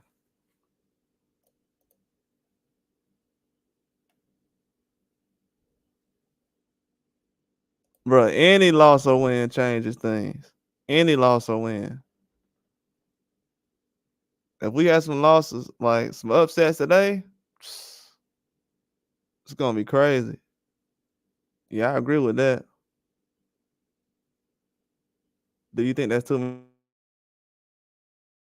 many fights? Uh, no, I don't think so. I think that Devin Haney and Ryan Garcia card was about the same. It's gonna be a long card, but it was about the same amount of fights. They had a lot of fights on that card because they had like I want to say they had like Sergey Derevyanchenko or somebody in prelims. I forgot who they had in the prelims. It was crazy. They had a big name guy, and I was like, "Whoa, what are they doing?" So it's gonna definitely go like the Ryan Garcia fight and Devin Haney. Fight might not be over till 12 o'clock in the morning. Might be one of those fights. Yeah, I said it was gonna do that. Yeah, I said I was gonna do that. You know, man. You know, I tell no lies, man. You know, the fans they definitely hated me for saying that Matias was gonna lose to Paro. definitely got a lot of backlash about it. It's crazy, bro. In boxing, this is the only sport where you tell the truth and you get hate. And I was a fan of Matias. I just had to tell the truth. Liam Paro's a good boxer. I know people say, "Oh, he's a white guy." Hey, he's a good boxer. It happens like that.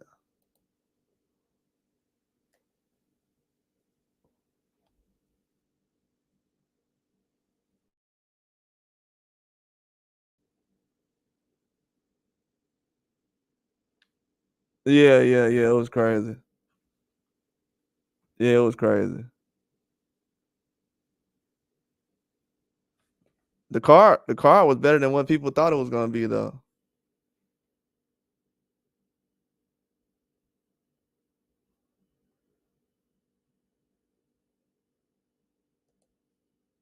You think it's over? No, I think he's still good. I think he's good. I think he's good. He almost got Paul out of there. Around the 5th or 6th round, Paul was ready to quit, man. Paul was ready to quit. He was like, "Man, I can't do this." They was like, "Come on." Yeah, Paul almost gave in. Like, he almost quit, not in the ring as far as not punching or anything, but he was in the corner like, and they're telling him like, "Bro," they yelling at him the same time I'm saying like, "Hey, he look like he's finna mail it in." They fighting next week. Ortiz and Virgil Ortiz and Boychett, they fight next week.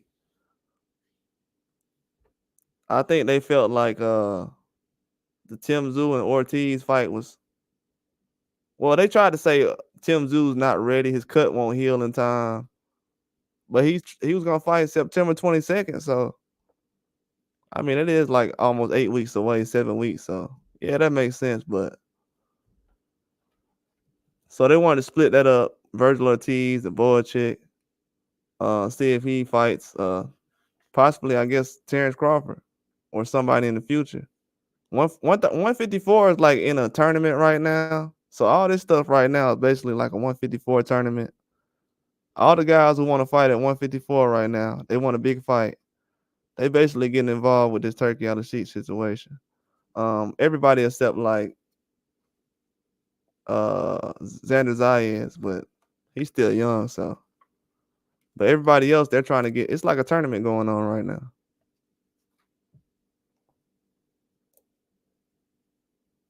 Yeah, it is. It is a year of rematches. A lot of these fights could be rematches. I agree with that. A lot of these fights can be rematches. That, that Rayo and Pitbull fight might be one of those type of fights. A lot of these fights gonna be close. But yeah, Ortiz and Boychett fight next week. That'll be a good fight. I think they felt like Ortiz and Tim Tszyu being on the Crawford fight was gonna be too much. But they only did it because they were gonna try to have the winner fight Terence Crawford. But when the situation happened with Canelo possibly fighting Crawford in December, they kind of broke all that up and just said, forget about it. We'll just move on and just save the Tim Tszyu and Virgil Ortiz fight for another time and let that guy fight Terence Crawford down the line if they want that to happen.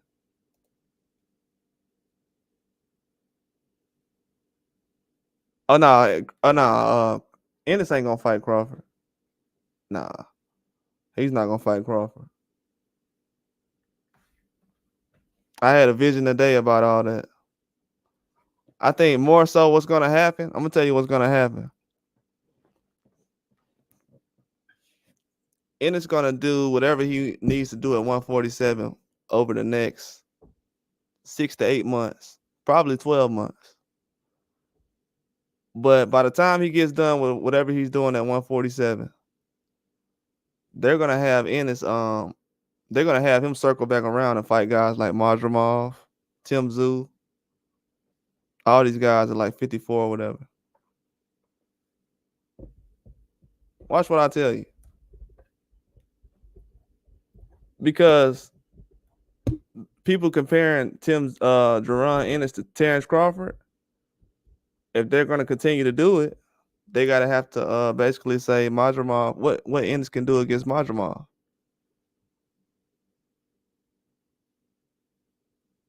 Because I don't think that people are trying to put the Terence Crawford versus Canelo, because Canelo needs Terence Crawford right now.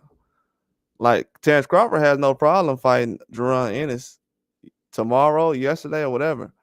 But Canelo needs Terence Crawford right now. If he's not setting up a fight with Terence Crawford right now, nobody's gonna talk about Canelo.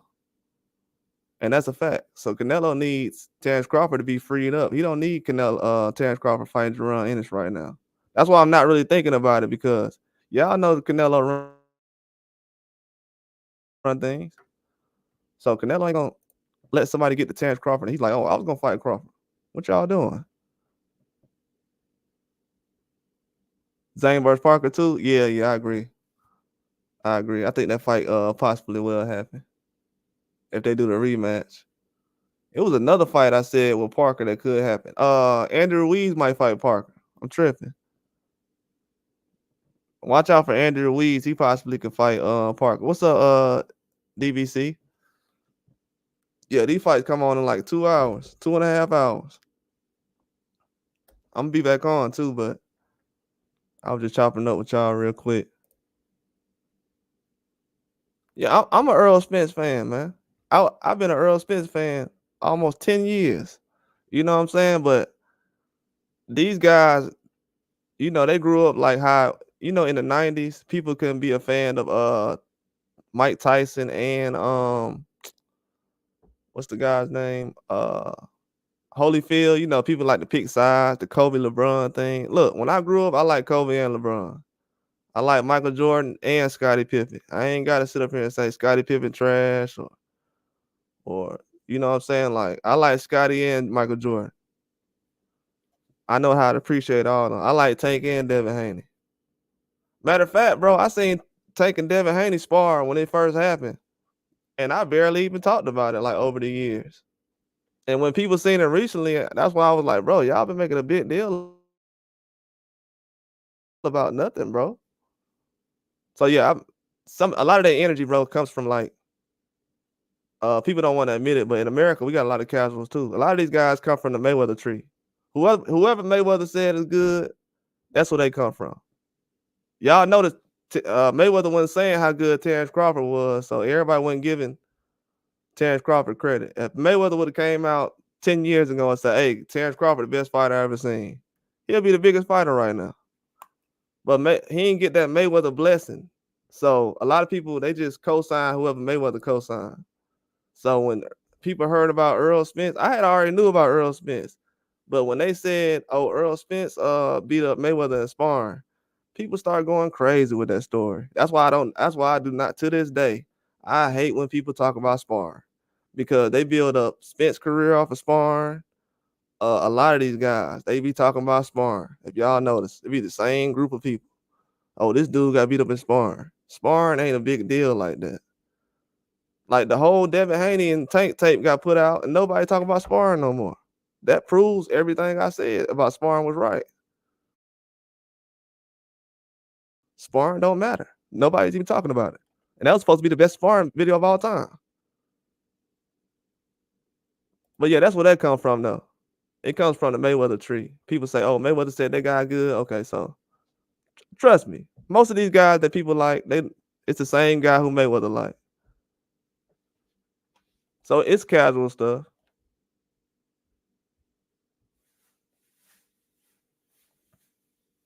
Oh, Moran gonna try to survive, man. It's gonna be hard for Andy Cruz to get that knockout. Moran gonna try to survive.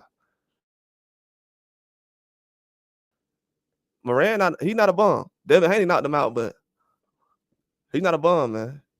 There's a couple of guys that Devin Haney's dropped recently where they've been beating the crap out of a couple of people. He's not a bum. Andy Cruz, he's still trying to get used to that pro game. But Moran, he's gonna try to survive though. I think Andy Cruz, he got to sharpen up his His combination's a lot more. I feel like his combination is just a little too wide, not sharp in the inside. But that was before. I don't know how good he is now because he been working and getting better. In the pros, he only got 3 fights. Yeah, I know it will.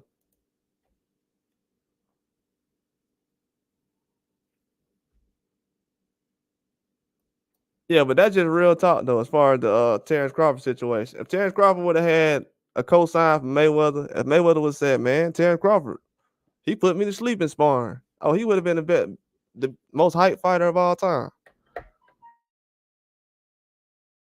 But he had to build his name up on his own though, and that's the kind of people I ride with. I ride for the people who unload the trucks, who actually put the food in Walmart. Not the guys who put the food on the shelf, but the guys who take it out the truck and put it on the thing so it can go up in there, forklift and everything. Like that's the type of guy Terence Crawford is. These other guys, they just stacking the shelf up. Already on co-main events before they fought anybody. Like Terence Crawford, he's in a different situation. Like even right now, like who's the big fight right now in boxing? What big fights are we gonna make right now? Like Terence Crawford, he hasn't even fought Madrimov yet, and we are already talking about how he got to fight Ennis, he got to fight Tim Tszyu, he got to fight Earl Spence again. Hey, we need that Canelo fight. What about these other guys? What are these other guys in boxing that's calling themselves pound for pound the best and everybody else? Why are they not contributing to boxing like that? Why they don't have 4 or 5 options? These other guys only got one guy they're supposed to fight, and that's it. You know what I'm saying? So Terence Crawford got to be appreciated, man. He's not really. He getting stepped on.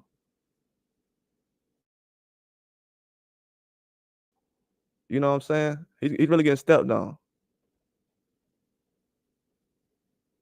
If Terence Crawford end up having a mistake in a fight, it's gonna be the end of the world. They're gonna act like it's gonna be like when Frank Lucas got caught in the end of American Gangster. Everybody just leaving like, oh well, Frank, he was a man, but it's gonna be a lot of that going on. Oh yeah, it definitely is.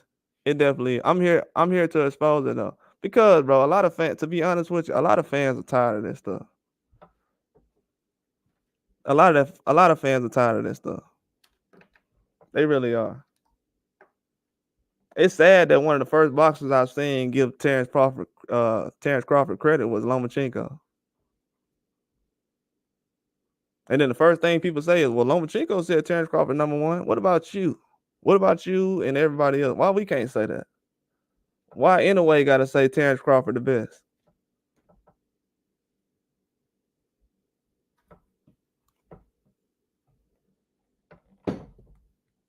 Yeah, Terence Crawford don't get the bet. He don't get the credit because he don't get the respect because he ain't what people want him to be.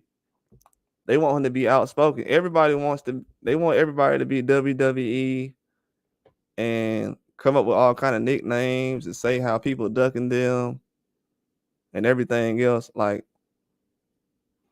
I said, like a lot of these guys' careers gonna be remembered as, oh yeah, so and so ducked me. Like if y'all look now, bro, none of these guys been getting ducked, man. If you still getting ducked and Turkey Al-Sheikh around, that means you don't want to fight nobody.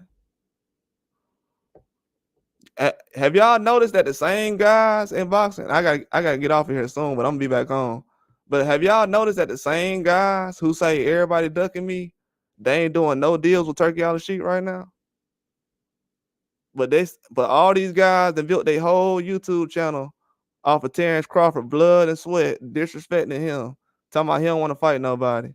But Turkey Al-Sheikh will sit up here and tell all y'all Terence Crawford is probably the only fighter that'll fight anybody I name. Turkey Al-Sheikh will tell y'all. It's only a couple of fighters that Turkey Al-Sheikh knows I can put that guy in the ring with whoever. And he ain't gonna say, well, I gotta think about it. Maybe no. It's a couple of fighters who already told Turkey Al-Sheikh no to a couple of fights. I'm not gonna name drop anybody, but a lot of people's favorite fighters have said no to Turkey Al-Sheikh. I'm talking about a lot of fighters. Terence Crawford has not said no. He said yes to Tim Tszyu. Tim Tszyu couldn't make the fight because it's cut from the Fandora fight. Even if Tim Tszyu would have lost the fight, he still could have fought Terence Crawford, but he had a cut on his head that won't heal. Then Virgil Ortiz, they were going to try to put the Virgil Ortiz fight with Tim Tszyu on the undercard because they wanted to foreshadow that fight as being next. The winner of this fight will fight. You know, Turkey Al-Rashid does that a lot. The winner of this fight between Virgil Ortiz and Tim Tszyu would fight Terence Crawford and Majramov winner. Like, people got to understand, man, Terence Crawford, he's the only guy carrying boxing right now. Had the biggest fight last year. I know people will say, well, Tank Davis and Ryan Garcia was the biggest fight last year. Another problem with boxing. Another problem with boxing. It wasn't because the fight was good. I'll tell you that.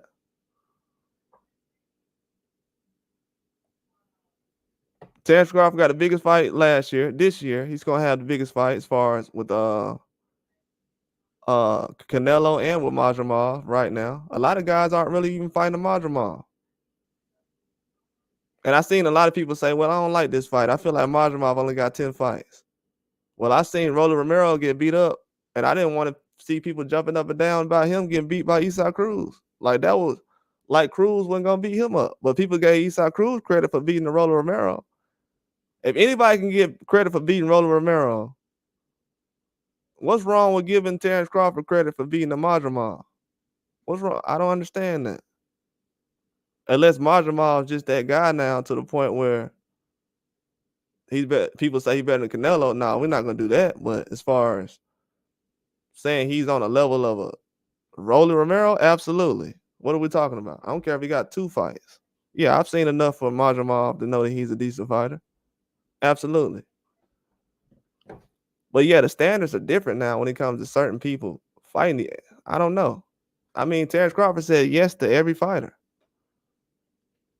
Canelo. We got a lot of guys that won't go up 10 pounds right now.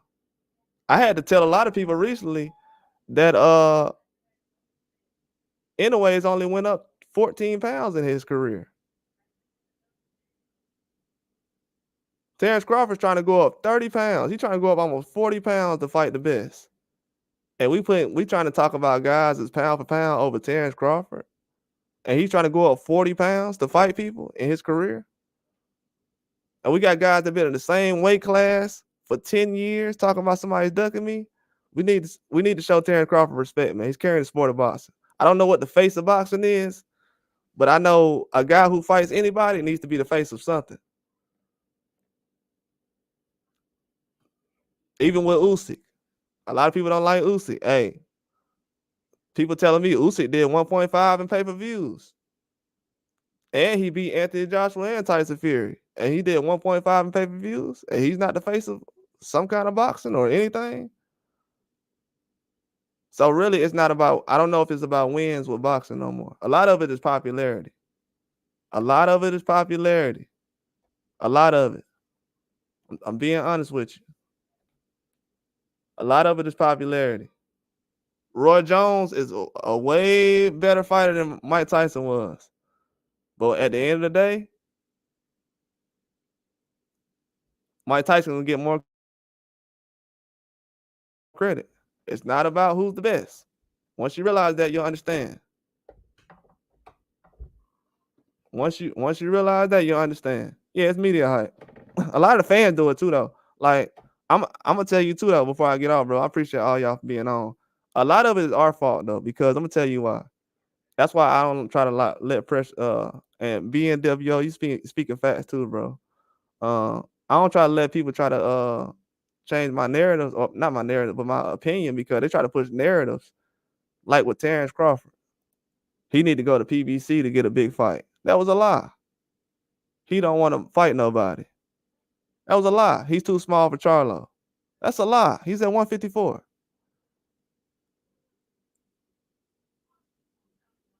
That's a lie. We got guys that still don't want to do business with Turkey Al-Rashid. Haven't made not one fight with Turkey Al-Rashid. But you'll have them same fans say Turkey Al-Rashid saving boxing. Turkey out the sheet saving boxing, but my favorite fighter ain't fought with Turkey out the sheet yet. That's the most biased thing I've ever heard in my life. They're the same fans that say Terence Crawford ain't want to fight nobody. It's his fault and everything else. He a duck. And your favorite fighter ain't fought with Turkey out the sheet one time. And you still trying to figure out what's going on in boxing. Your favorite fighter is what's going on. He needs to make some moves. He needs to fight up. See, right now, technically, I'm going to tell y'all right now. So if Terence Crawford goes up from 135, let's just say 35 to 68, that's 33 pounds. So anyway, technically, he's supposed to be fighting Ryan Garcia or somebody right now. If that's the same type of thing that Terence Crawford doing. Going up 33 pounds. So if we made every other boxer go up 33 pounds, we'll find out who's really pound for pound. You know what I'm saying? Terence Crawford going up 33 pounds and everybody's like, oh, he better make the fight. He better make the fight. Bro, y'all don't even want Inoue to go up 20 pounds right now. What you mean he better make the fight? If Inoue went up 20 pounds right now, Tank Davis will fight him. He gonna be weight draining and everything. Nobody gonna say nothing because he gonna make weight. I ain't gonna say nothing because he gonna make weight. But yeah, he can go make weight right now with Inoue. That's why he's staying around 135 right now. He's like, okay, if Inoue get close to 130, I'm gonna take my chance. Because Tank knows I'm not gonna be 130 for the rest of my life. So let me try to see if Inoue doing it. But Inoue ain't gonna try to do it though. But they'll tell Tank, hey, you need to go up to 140 or you need to fight 35. Nobody asked Canelo to move up when Canelo was fighting when he was boxing. When Canelo was at 154, he had Charlo and all those guys around him. Nobody said, man, we need you to fight Triple G. Nobody. I would have perfectly sat there and watched Canelo beat up two Charlos, or Andre, whatever he wanted to do at 54. I would have watched all of it. I think Lara was still down there. He could have did that rematch. I would have been okay with all that. So people got to understand, we're leaving a lot of fights on the table, trying to chase just 1 or 2 fights. And Terence Crawford, he's basically proven that. Yeah, man, they got to get that stuff ready. Yeah, get everything ready because I'm going to be back in a minute. But yeah, I just got to let everybody know, like, this is what Terence Crawford is doing. This is history. Like, you won't see another many more fighters go up 30 pounds. No disrespect, but when Terence Crawford was at 135, Matias was at 140. So Terence Crawford then went from 135 to 140, 147, 54. And them same guys who was at 140, they still at 140. Josh Taylor still at 140. Wanted no smoke with Terence Crawford. Matias still at 140. Wanted no smoke. Regis Prograis still at 140. No smoke.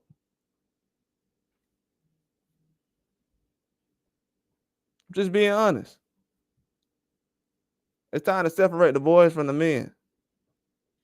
If these guys, they can't move up 10, 15 pounds, don't want to hear about these guys. Not saying I don't like certain fighters, but you can't be a boogeyman and you've been in the same division for 10 years. I mean, that's in the boxing Bible. If you've been in the same division for 10 years and you're saying guys are ducking you, oh no. You trying to sell newspapers. Imagine Terence Crawford being at 147 for 10 years and saying guys is ducking him. And I don't know why, but the media tries to make it seem like that. I've never seen people complain about a guy moving up. Oh, he's moving too fast. He's going up to 154. Why would he do that? Why would he not? Why would Terence Crawford move up to 154, one of the deepest divisions in boxing? Why would he do that? Why don't he just fight Jerron Ennis, who nobody in PBC was trying to fight when I was saying they need to fight him when he was Earl Spence mandatory? Do you know that all these channels did not post one video of Jerron Ennis calling out Earl Spence when he was at the fight and he was Earl Spence mandatory? You know, all these channels didn't realize that Jerron Ennis was anybody's mandatory until the day that Terence Crawford beat Earl Spence. And shout out to Earl Spence. Got a lot of respect for Earl Spence. Earl Spence got balls. He's not running around here trying to figure out, should I fight Terence Crawford or should I fight this guy? This guy, Earl Spence, flipping cars, still jumping in the ring. So I got a lot of respect for somebody like that. The rest of these guys, they're not on that level. They're not like a Terminator or nothing like that. They can't flip a car and get in the ring and fight a Danny Garcia. They're not going to do it. They're not pushing the sport forward. So I know a lot of people give Earl Spence a hard time.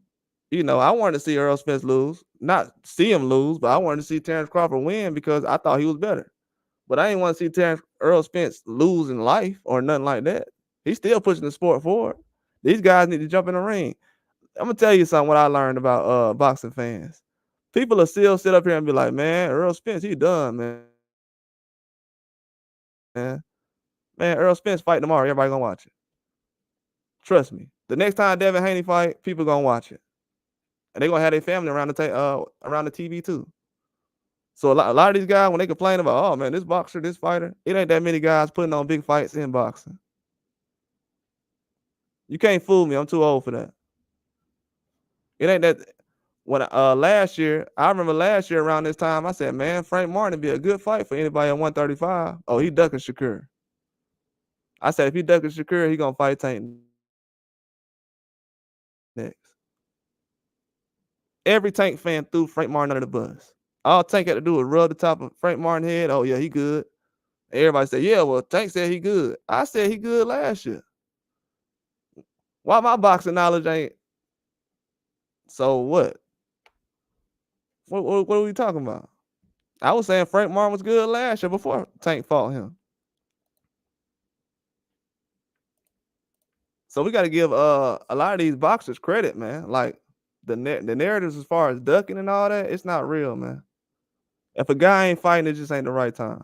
Most of these guys just don't want to jump in the ring, but that's a different story. We seen that with Lomachenko. But yeah, we gotta give this guy some credit, man. Terence Crawford doing stuff that guys like Canelo's not doing right now. Lomachenko's not doing right now. Anyway's not doing right now. I mean, the only guy that's close to doing what Terence Crawford is doing is Usyk. Anybody else, you can't really compare it. It's not people not trying to move up in weight. This guy's moving up at 36 years old. He's the same age as Lomachenko. Lomachenko's thinking about retiring, and Terence Crawford's thinking about fighting the best right now, saving the sport, carrying it on his back. And this Majramov guy, he will be heard of after this fight. He's not going to go away because he lost to Terence Crawford. That's going to be the good thing about this fight for Terence Crawford for me. This Majramov guy, he's going to be able to show people that, oh, Terence Crawford fought a tough guy, 36 years old. I wouldn't say this is like a Mayweather Canelo situation, but Majramov, he's going to have a good resume when he retires. I'll just say that. And a lot of guys is at 54, 47, 60. He's going to be around a while. So, yeah, it's going to show a lot. It's definitely going to show a lot. But yeah, Terence Crawford is carrying the sport of boxing right now. The weight he's moving up right now, nobody's doing it, man. I know people talk about Inoue, but Inoue's not even doing what Pacquiao's doing. All these guys, man, induct Terence Crawford. I can name a whole bunch of guys. Ain't no Josh Taylor. I remember when everybody said Terence Crawford need to fight Josh Taylor.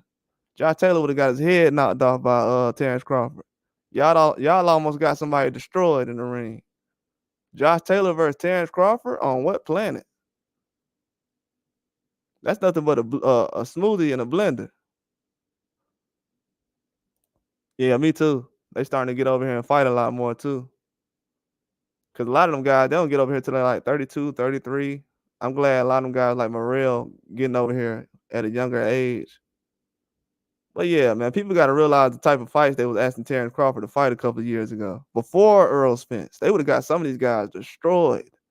Josh Taylor, he wouldn't even be boxing right now if he would have fought Terence Crawford. That would have been his last fight. That would have been his last fight. Was Virgil Ortiz ready for Terence Crawford back then? Absolutely not. He's getting better, but back then, nah, absolutely not.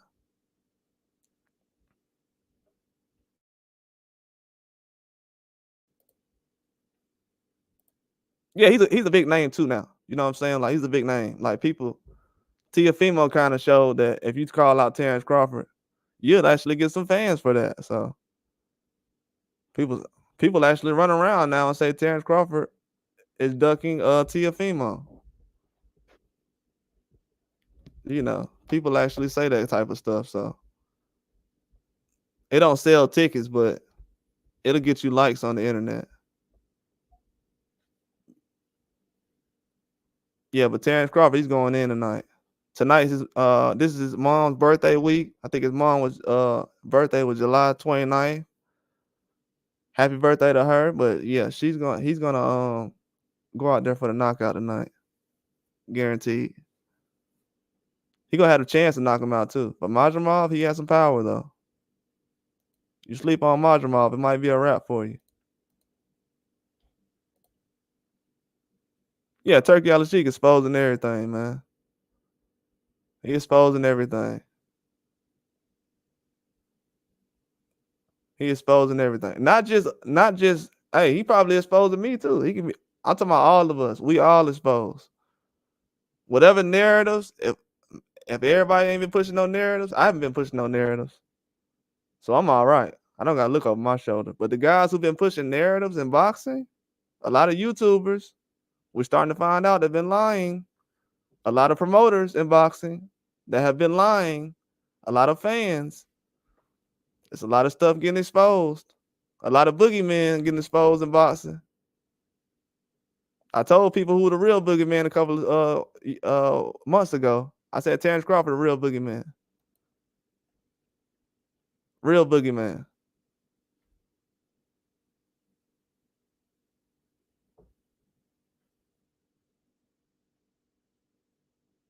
Yep, everybody getting out of retirement. They like, man, I want to fight for this Turkey Al-Sheikh guy.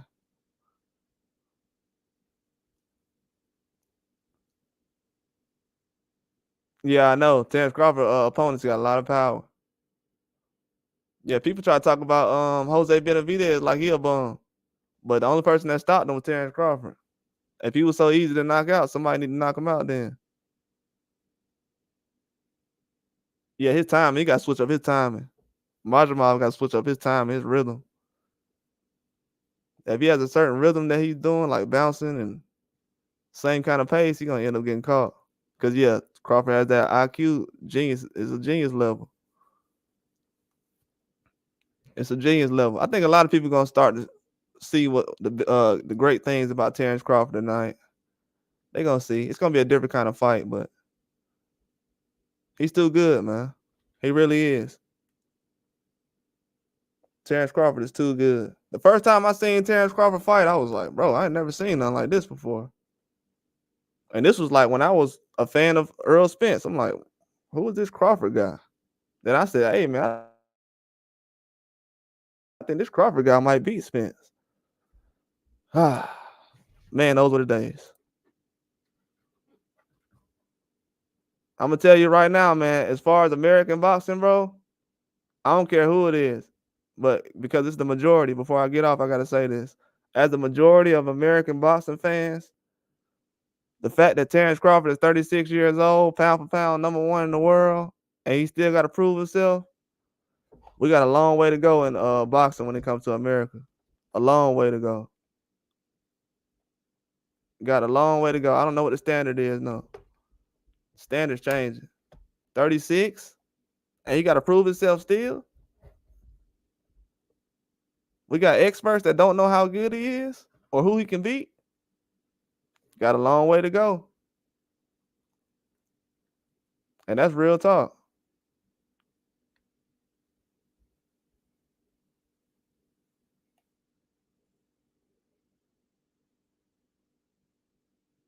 Yeah, he do. Yeah, Terence Crawford smart, man. Terence Crawford smart. He's smart. He a dog. And the thing about him is he's always in shape. He's never out of shape. And he's strong, man. Super strong. He's almost like superhuman. I don't know what that guy on boxing scene was talking about. That article he had up talking about Terence Crawford is scientifically the most prepared boxer. Like trying to make it seem like he on steroids or something or PEDs. These guys is, I'm telling you, we sleeping next door to enemies. We got dudes doing American articles, taking shots at Terence Crawford like he on PEDs. Stop it, man. The only person who's scientifically the most prepared fighter in boxing is Canelo and these other guys. That's who's scientifically most prepared. Terence Crawford don't need no science. Not too long ago, they was blaming guys over a floppy glove. Oh, he had a floppy glove, man. That's why he beat Avernesian. Come on, man. Y'all talking about Avernesian like he Canelo or something. Stop it. Like the people who said that has nothing to do with boxing. But then they gave Avernesian all kind of credit against Boots Ennis. But when Terence Crawford fought him, he was nothing. That's how you know guys don't know how good people are. They're like, oh, well, Terence Crawford fought Avernesian, so that's a good fight for Boots. Why are you telling me that? And it's funny when guys say that. Well, Avernesian fought Terence Crawford, so that's a good fight for Boots. Like, that's the most casual statement you can ever say. Because another guy fought somebody, that means it's a good fight.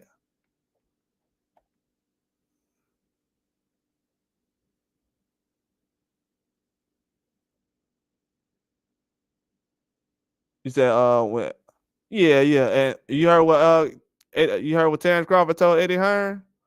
Anthony Joshua's not even your best fighter. And that's a guy with a couple of losses. If everybody can forget about Anthony Joshua losses, yeah, Terence Crawford losing should be silence if he loses. It should be the same kind of silence I heard when Canelo lost. No, but it won't be. It won't be. It won't be. I take that back. It won't be. When Canelo lost, it was silence, peaceful. Anthony Joshua, certain guys lose, people don't care about it. But they'll tell you it's not a big fight between Terence Crawford and Majamal. Well, who you gonna fight? Who you gonna watch?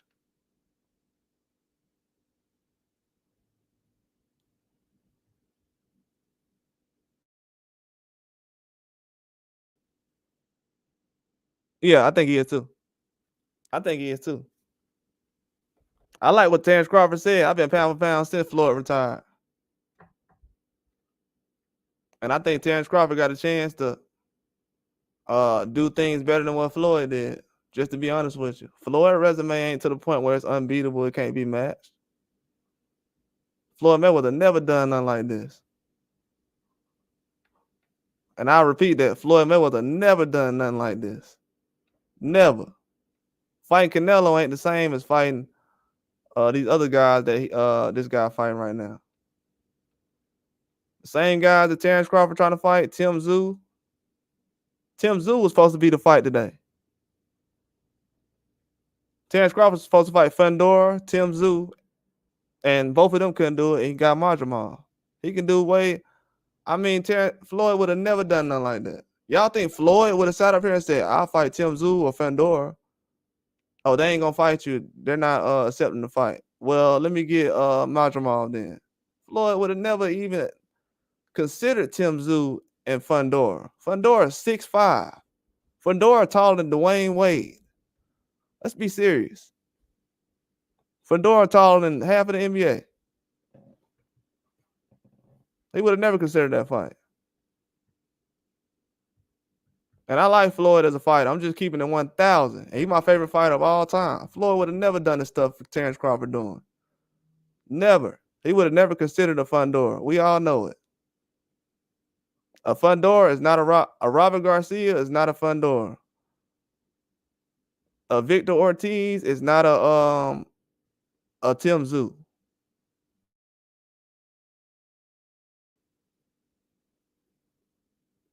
You know what I'm saying? Just keeping it real.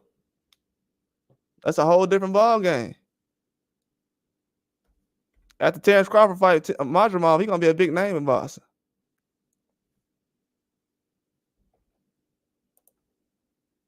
You said Madrimov deserves a rematch if the fight was close. I don't think he need a rematch if the fight is close. I think the division is so loaded that if it's a close fight, it's gonna be trouble for everybody else. Because at that point, I think Madrimov at that point, I don't want it to be a situation where it turned into Canelo versus Triple G3. I think 154 too crowded. We already got Tim Zoo that was supposed to fight Crawford, then Virgil Ortiz. I think 154 too crowded for rematches. I think in the future too, I think I'm gonna be against that. If the division is too crowded, I'm not gonna be going for rematches.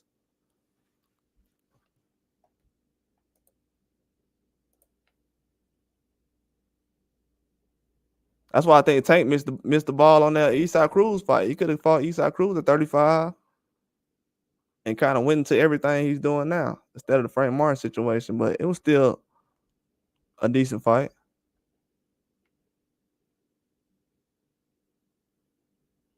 Yeah, I think he still has a chance to go out there.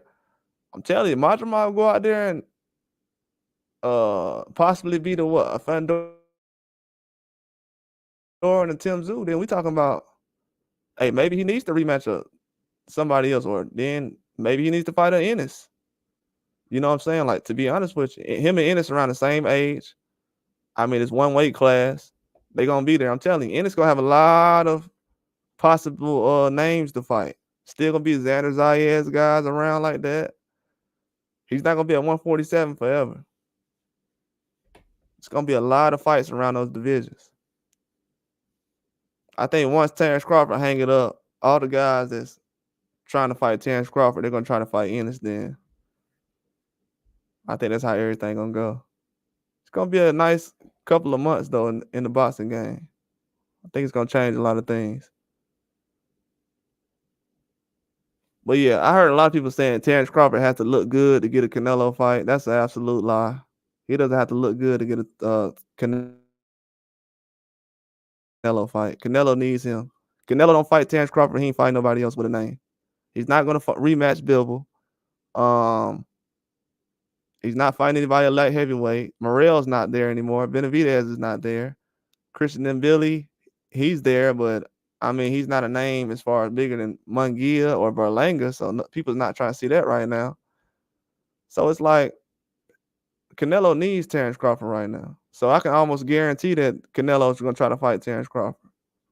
If he don't fight Terence Crawford, his career is going to be he's going to burn down everything he built.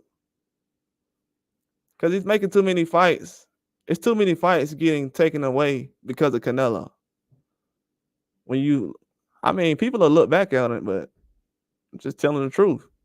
Charlo could have fought Tim Zoo and Crawford, but instead of doing that, Canelo like, I'll give you a payday. You ain't got to fight Tim Zoo or Terence Crawford to get a payday. I'll give you one. Everybody else don't deserve no payday. Let me give you a payday.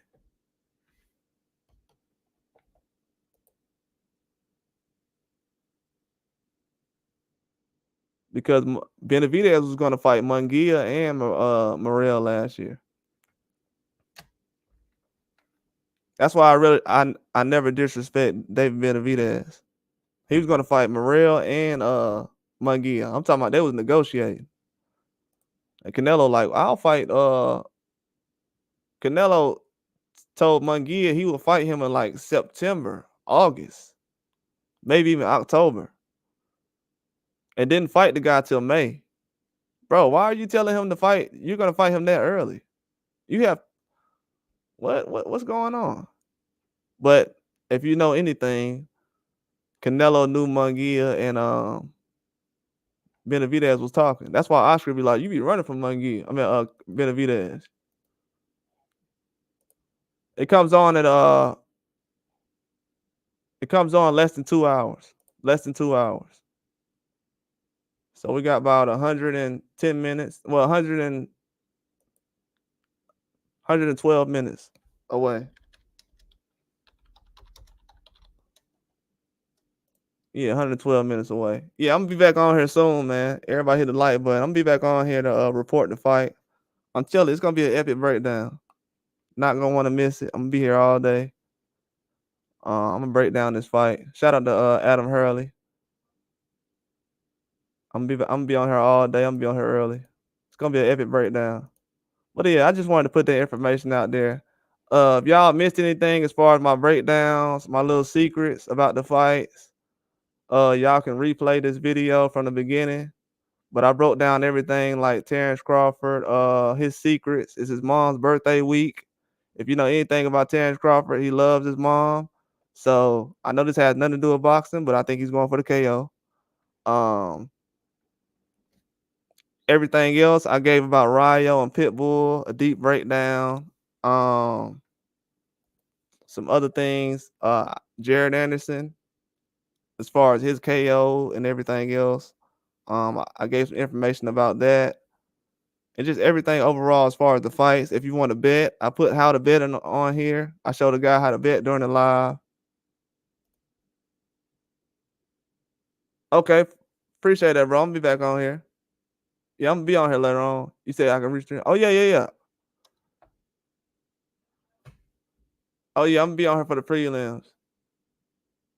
Yeah, I'm gonna definitely be on here. All right, bro. Appreciate everybody for coming through, man. I'm gonna talk to y'all later.